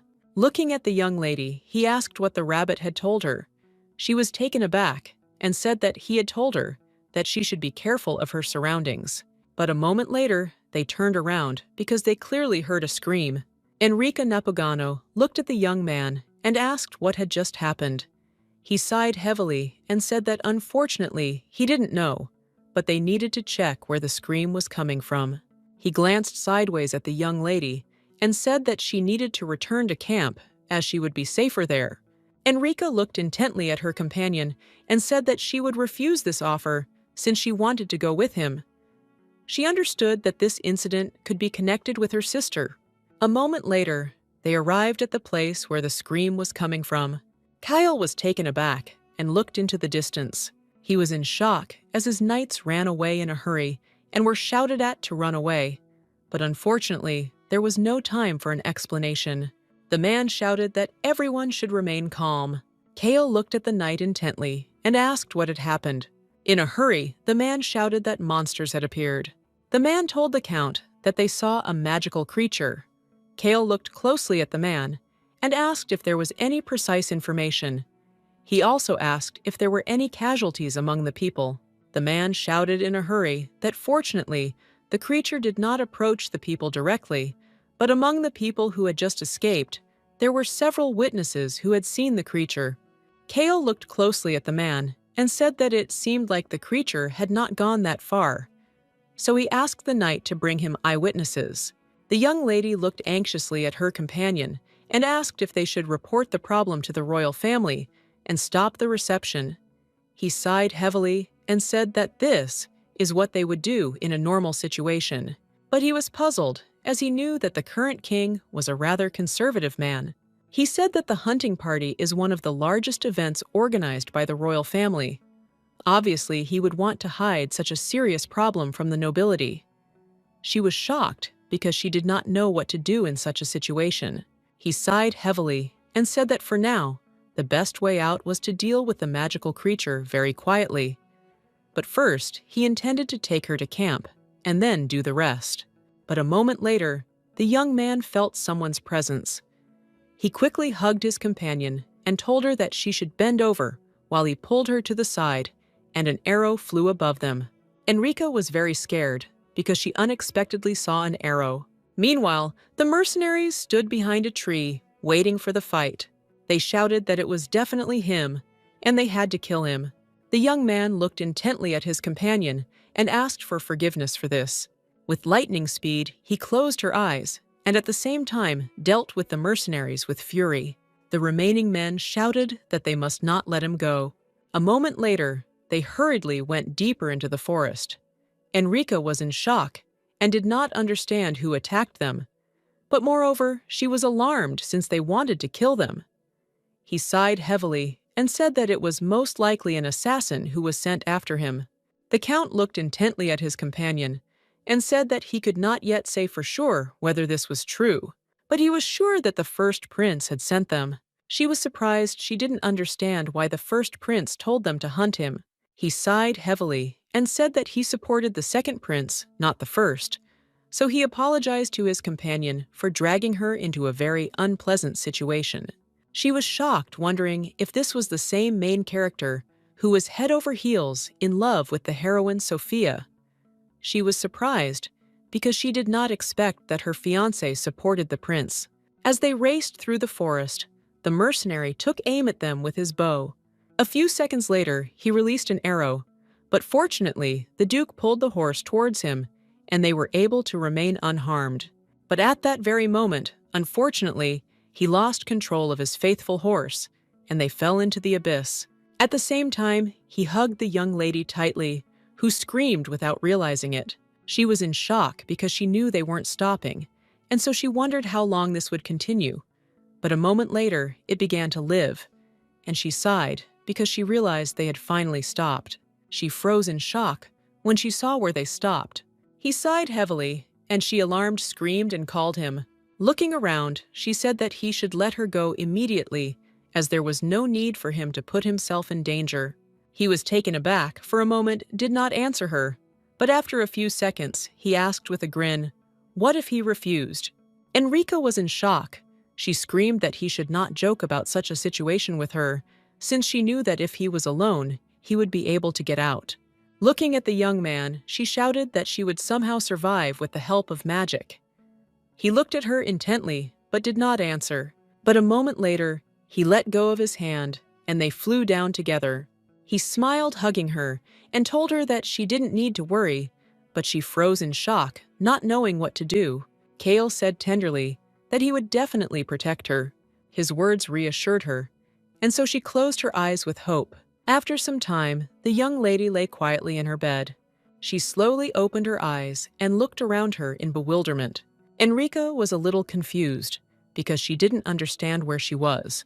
She knew that she had just recently fallen into the water with her fiancé, but a moment later, she clearly heard someone's voices. Looking into the room, she saw herself and froze in place, but she was in shock because she realized that she was not alone there. But next to her, there was some person. Enrica sighed heavily and told the Duke that he might not be the man they said he was. He sighed heavily and asked what rumors she was talking about and what exactly she had heard. She said that she had heard that he had killed all his brothers and ascended to the throne in a struggle for succession. He looked at her sharply and said that unfortunately it was true, and asked if she had heard anything else. She said that she had heard that he enjoyed shedding blood, and that he was cruel and violent, and that the reason he married her was to have a toy to torture. He looked at her closely and said that he could not deny that there was cruelty in him, but a moment later, he promised her with complete confidence that she was the only one who would never have to deal with this side of him. She looked at him in surprise, as she did not understand why he would say such things. He leaned closer to her and said with a grin that she was for him. The young lady froze for a moment, as she unfortunately did not hear the rest of the sentence, and at the same time the Count shouted to her in a hurry and called because he was very scared. She looked at him in surprise and bewilderment. After a few seconds, she sat up and looked around, wondering if she had been dreaming. The young lady was taken aback as the young man with the speed of lightning hugged her tightly. Kale sighed heavily and said that he was very glad that she was safe, as he was very afraid that something could have happened to her. She smiled and thanked him for saving her, but a moment later, she said that it hurt a little as he was squeezing her very hard. The Count was taken aback and asked for forgiveness, and at the same time, he let her go with the speed of lightning. She asked in surprise where they were now. He sighed heavily and said that they had been carried far away by a strong current, and this was no longer the territory of a hunting party. She was in shock as she realized that they were lost. Therefore, trembling with fear, she asked what if they had to live in the forest all their lives. He said with a smile that this was not the worst prospect. Kale said that unfortunately he and his knights knew this forest well, and it would not be difficult to return back. He looked at her intently, but the young lady was taken aback and, trembling with fear, said that there was danger behind her. Kale sighed heavily as he was puzzled because he didn't even have time to finish speaking. A moment later, they clearly saw her magical being in front of them. Kale looked at the creature with a smirk and said that he didn't know whether he should thank it for saving him from having to look for it. Milady turned around with lightning speed as she clearly heard some noise behind her. At that very moment, she looked with fear at another creature and shouted to her companion, but unfortunately, she didn't have time to say anything more as she was grabbed. She was in shock as she had nothing to breathe. She was shocked as she understood that unfortunately, she was almost incapable of anything, but she still wondered if there was a way to deal with the enemy. Some time ago, Enrica thanked her teacher with a smile for teaching her magic before leaving at anyone's reception, but she didn't know if she needed to read so many books. He sighed heavily and said that she needed to read all of them to lay the foundations of magic.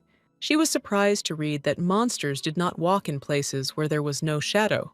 Vermont looked at her closely and said that it was true, because most monsters had a weakness to light in common. He smiled and said that by using light magic, one could hold back the monsters. And with a little power, he looked at her intently and said that even with her pathetic abilities, she would succeed. She was shocked as he had insulted her. She sighed heavily as she knew she had to try the light magic he had told her about earlier. And after a few seconds, Enrica used her magic on her opponent. At the same time, the young count was dealing with the rest of the monsters. A few seconds after she had won, she fell to the ground with a crash. At that very moment, the young man caught her with lightning speed and asked with a smile if she was okay. Enrica sighed heavily as she was exhausted from this battle, and she also felt dizzy. He looked at her closely and asked if she was hurt anywhere. Enrica smiled and said that she was okay, and also thanked him. He smiled and said that she should rest for a bit while he would deal with the rest. Kale dealt blow after blow to his opponent with ease and grace. He sighed heavily after he had dealt with almost everyone, but a moment later, unexpectedly for him, the monster attacked him. Kale managed to block the monster's attack and put his hand out. The young lady was shocked because she did not expect this. Kale threw his enemy back with lightning speed and dealt him several blows. Enrica ran up to him in a hurry as she was very worried. She was shocked because she noticed that he was injured. Kale looked at his companion with a gentle smile and said that nothing serious had happened. He smiled and said that the most important thing was that she was not injured anywhere. But a moment later, he froze in shock when he saw that she was crying. Bursting into tears, she said that it was her mistake to suggest going to the appointment. She screamed that she was only a burden to him and that he suffered for her. He was in shock because he did not expect this. Kyle came closer to the young lady with a gentle smile and said that he did not save her to see such an expression on her face. Wiping away his bride's tears, he smiled and said that she should not cry, at least for his sake. She sighed heavily and looked away from him in embarrassment, but still agreed, "We're after me." She said with a smile that he should give her his hand since she learned a spell that stops bleeding. It could help him. She looked at his hand in surprise and asked why the condition seemed even worse. Kale sighed heavily and said that he was the monster they had just fought, a species that fed on kurin fruits and secreted poison. He noted that most likely the poison had already begun to spread throughout the body. She was shocked, as she did not expect such a thing, but he calmed her down and said that the poison of the fruits is not dangerous to the body, and rather this substance causes hallucinations, and it was usually used as a truth serum. Enrica sighed heavily and said that if it was not harmful to the body, it was very good, even though it was truth serum. She smiled and said that he had no secrets from her, so everything would be fine. But the young man in turn was very angry and thought differently. Sometime later, they were sitting together in that cave. She was in shock. She didn't know what to do, because he said that this poison was not harmful to the body, but she saw that his condition was getting worse and worse. A moment later, the young lady offered her companion the herbs she had found and the fruits. She said they had a fever-reducing effect, and she had prepared a small medicine especially for him. He smiled and thanked her. She asked him not to persist and to get some sleep.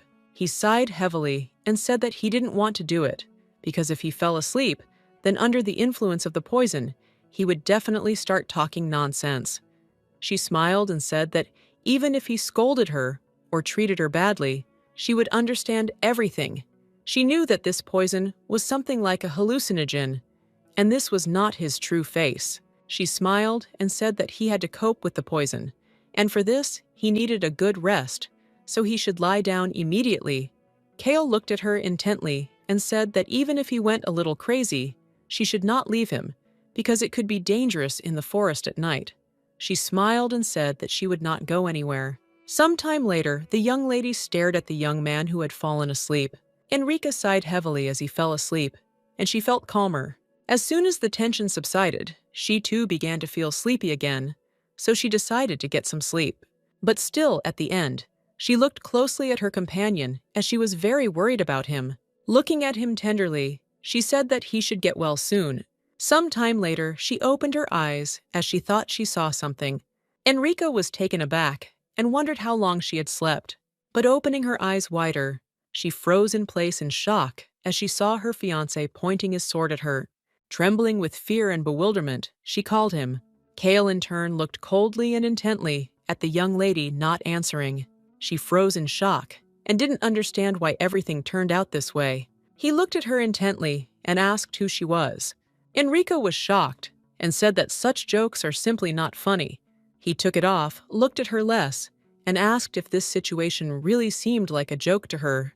Kale looked closely at the young lady and said that he would ask her one last time who she was. She was in shock, wondering if this was really the side effect he had spoken about earlier. She knew it simply couldn't be that he had lost his memory. She looked intently at the young man and at that very moment introduced herself and also said that she was his fiancée. Earlier he had wounded Ruka while saving her. She asked if he really didn't remember anything. He looked at her coldly and said that she was lying to him because he did not believe that she was his bride. And besides, he did not save her. He said that he would never do something like that. She trembled with fear because she understood that this was complete madness.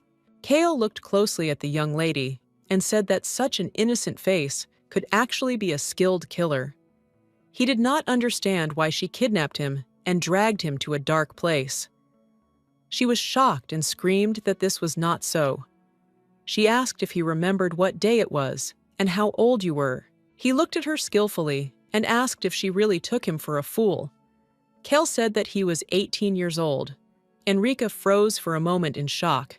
She realized that this was not just memory loss, but that he had returned to the past. She was shocked because he had lost 4 whole years of memories. Enrica looked intently at the young man and told him to listen to her carefully because now he is not 18 but 22. They were in the forest where the hunt took place. He saved her, but he was poisoned by the monsters that ate the raft Quran. Because of this, he has problems with his memory. He looked at her with cold fury and asked if she really wanted him to believe this. He asked how she would prove that she was his fiancée. She thought for a moment and wondered if she should tell him about his curse. She knew that if she didn't tell him about it, he would take her for a spy, and if something went wrong, he would chop off her head.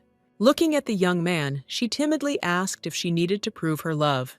She said that he gave her jewelry and clothes every day, and even before the wedding, he gave her a room in his mansions. She asked if he would really care so much about a person he didn't love at all.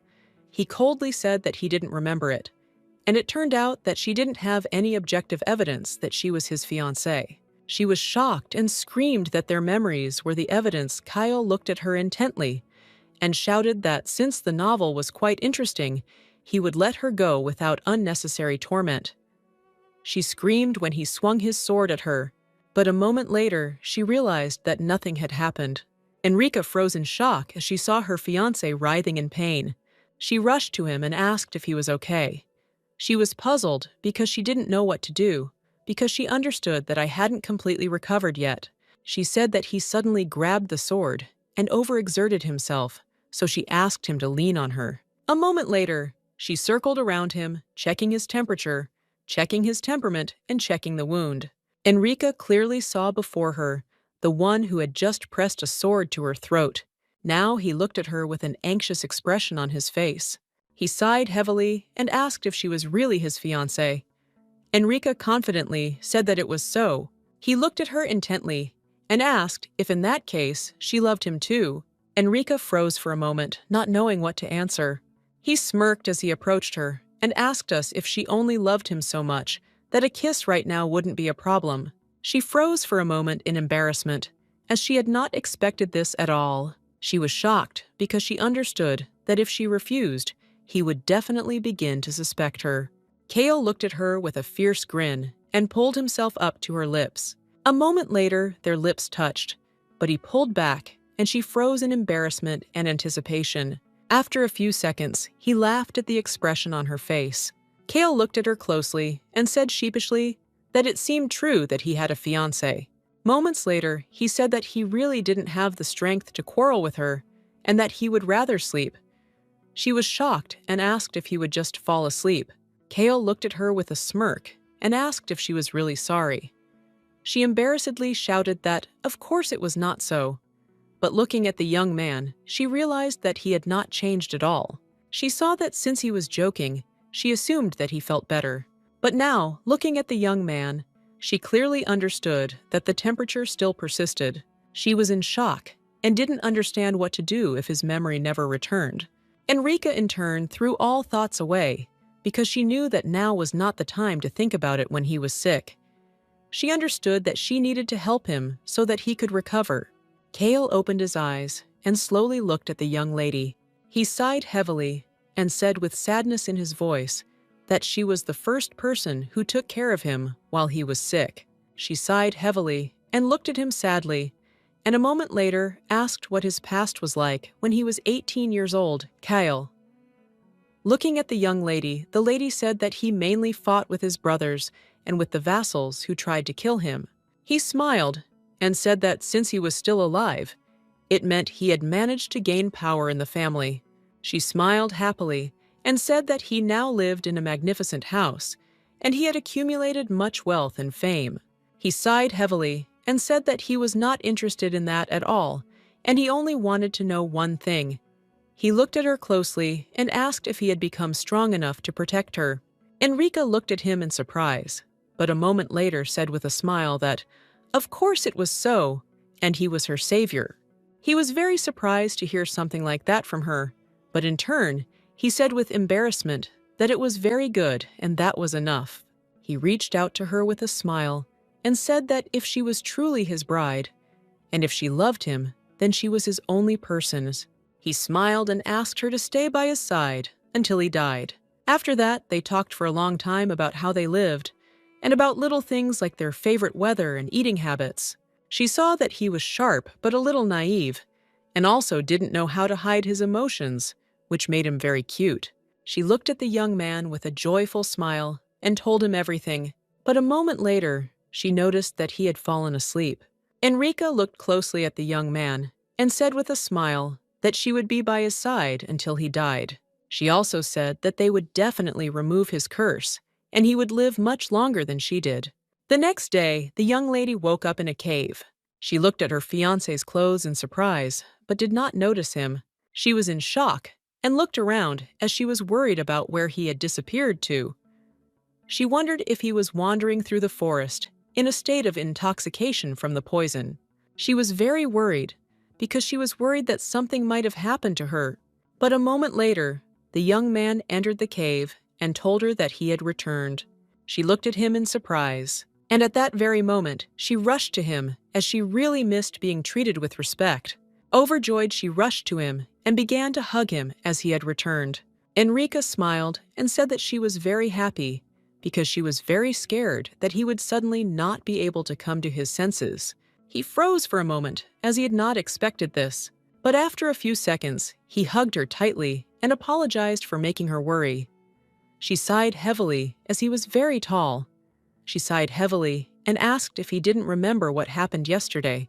He sighed heavily and said that, unfortunately, he didn't remember anything, so he asked if she could tell him what happened. Enrica wondered for a moment what she should have told him. She remembered how he had tenderly said that if she was truly his bride, if she loved him, then she was the only one for him, and therefore should stay by his side. Enrica looked tenderly at the young man and said that he had not said anything at all, and on the contrary, it seemed that she had begun to love him even more. The Count froze in shock and embarrassment, as he had not expected anything like this at all. He smiled and said that he could now, when he spoke to her, eat a couple of currant fruits. She smiled and said that she simply could not believe that he had returned. A moment later, he sighed heavily and called her. At the same moment, he gave her something. Looking at his companion, he said that he had prepared for her a fang of that monster that they had slain yesterday. Enrica looked at him in surprise and asked if he had really gone after him since the morning. She was surprised and did not understand why she needed such a trophy. The Count smiled and said that if he handed over this fang to the royal court, they would certainly try to hide the existence of the monster. and they will say that this is the tooth of a tiger or a boar. And if she does this, then she will be chosen as the winner. She will receive a huge reward, and a grand feast will be arranged for the winner. And this is a very wonderful opportunity. After all, with it, she will be able to strengthen her position in secular society.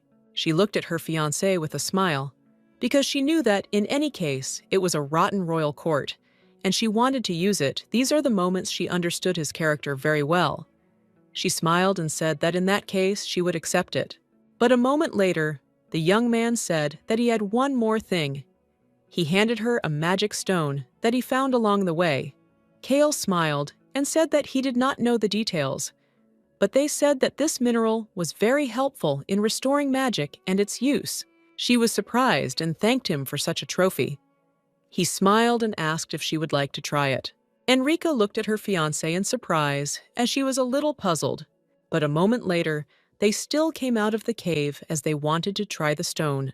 Enrica thought for a moment, and remembered when she fought the monster and defeated it with her spell. She knew that in this case she could reproduce this very bright magic, remembering it. A moment later, she succeeded, and a seal rose above them. Enrica was surprised and shocked, at the same time as her magic was very powerful. The Count smiled and asked the young lady if she liked the effect. She smiled and said that the effect was visible, but she knew that it would take her a long time to learn to control the magic. She looked closely at the magic stone and wondered if such a thing could produce such a powerful effect just by being in contact with it. She knew she would have to find out more about this from her cat. At the same time, the young lady was rushing towards adventure. She glanced sideways at us at his knight when she stopped and asked if he was sure that she had really come to this place. He sighed heavily and said that it was so, since the witnesses had told him everything in detail. Martha was a little puzzled and didn't understand why her sister went so far. A moment later, she was taken aback and screamed as she saw the remains of the creature. She was in shock and did not understand what had happened here and who was capable of defeating this monster. The young man said that he did not know what exactly had happened, but he knew that it had been done by a very skilled swordsman, and he also felt faint traces of magical power. Martha was taken aback, and looking at her knight in surprise, asked if her sister had already caught this monster. The knight said that these were not beasts at all, but monsters, and if they found out that such a thing had appeared on the territory of the kingdom, a great panic would begin. Martha was furious and shouted at him not to forget, and he answered her question at length. Martha looked closely at the young lady and said that he could tell her with certainty that magic was involved in this incident. Martha was taken aback and wondered in surprise if her sister had actually destroyed the creature. A few days ago in the duchy, Duke furiously raged because he knew that his daughter was ungrateful, because he arranged for her to marry his duke, and now she stopped communicating with him. The duke was furious because his reign did not even answer his letters. Looking at his daughter, he shouted that he wanted Enrica to use her position to gain support from the ducal house, but unfortunately, everything went to waste. Martha looked at her father closely and said that, even so, he still treated her cruelly. She sighed heavily and said that if she had been hurt in the same way, she would have left the house immediately. The Duke froze in shock, as he did not expect to hear anything like this from his daughter. He looked at her and asked what she had just said. He was loyal because he did not know that it would be on his sister's side. He shouted that he believed that she was not like her sister. The young lady froze for a moment in shock, as she did not expect such a thing from her father. He came closer to her and said angrily that she should not forget how he spent his money on her education and comforts. He said that she was his daughter, and he loved her immensely. Squeezing her in his grip, he asked if she believed him. He looked at her intently and said with fury that she should go and find out why her sister was not responding. He wanted to know what she was up to. He didn't care at all what she was doing, but Martha had to stop her sister, because when she realized her place, she would surely answer them. The young lady was furious. She didn't know how her plans could be ruined. She didn't want to do anything too cruel to her sister. Martha understood that it would be enough to humiliate her slightly. The knight said that he would like to report for reference because judging by the tracks, it looks like the one who caused the trouble lost all his strength, his horse, and left on foot. He understood that whoever was behind this, his return would take a long time. The young lady looked intently at her knight and called out to him. Martha looked coldly at the knight and ordered him to take the bone fragment of the monster. Before the young lady opened her eyes and woke up, the young man stared at her without looking. He looked at her with tenderness and trepidation, but after a few seconds, he lay down next to her. The Duke did not want this moment to end at all. Enrica looked closely at the Count and asked how far they were to the camp. He smiled and said that they would reach the camp in about an hour. He sighed heavily and asked if she was already tired. Enrica sighed as she was a little tired after a long walk. She was taken aback as she saw a hawk circling above her. The Count looked at the lady and told her that a messenger was approaching them with his letter. He told the young lady that the messenger could track them with their magic, and therefore she should lend a hand. A moment later, the young lady extended her hand, and the hawk landed on her hand. She was surprised and did not understand who had managed to send a letter to such a remote place. She was curious who the letter was from. Enrica saw that Tristan was writing to her as he had been looking for her, and did not understand where she was, as he was very worried. She sighed heavily as he spoke to her informally. Tristan wrote to her that as soon as he arrived at the camp, he started looking for her, but unfortunately, he did not find any traces of her, and now he was very worried that something had happened to her. He also said that her younger sister's actions having returned to the camp were now suspicious, as she had brought the bones of a monster and claimed that she had killed 2 huge monsters herself. The monsters were found on royal territory, and the aristocrats had reacted very violently to such statements. Tristan wrote that he felt she had something to do with it, so if she received the letter, she should return to camp as soon as possible. The Count looked intently at the young lady and asked from whom she had received the letter. Looking at her fiancé, she said that she had received a letter from a friend. This friend was Tristan. At that very moment, the Count's face changed. He looked at her intently and asked with a smile when they had become so close that she called him by his name, Enrica. She was taken aback because she realized that she had made a mistake. She looked at the young man closely and said that it was not the most important thing now, and he should look at what her friend had written, since it seemed that her sister was taking credit for the monsters they had killed. Enrica was puzzled, as she understood that her sister was obviously specifically pursuing her. She was in shock. She did not understand how her sister could make such an obvious move. A moment later, the Count read the note. He sighed heavily and said that he did not know what her purpose was in doing this, but if this continued victory would be hers. He looked at the young lady intently and said that she need not worry, because if he would go with her and give evidence, everything would be fine. But a moment later, they were taken aback because they heard some kind of noise. The young lady looked at the knight in surprise, as she did not expect to see him so quickly. Barkos was shouting and calling for the commander in a hurry. Barkos! He was very glad to meet the commander, as he had been looking for them for a very long time. He smiled and said to the young lady that it was very good that she was safe and sound. She shouted with a smile that she was very glad to meet him, but a moment later, the man was taken aback and shouted that they had no time at all. Looking at the commander, he said that the assistant had informed him that he seemed to be close to his limit.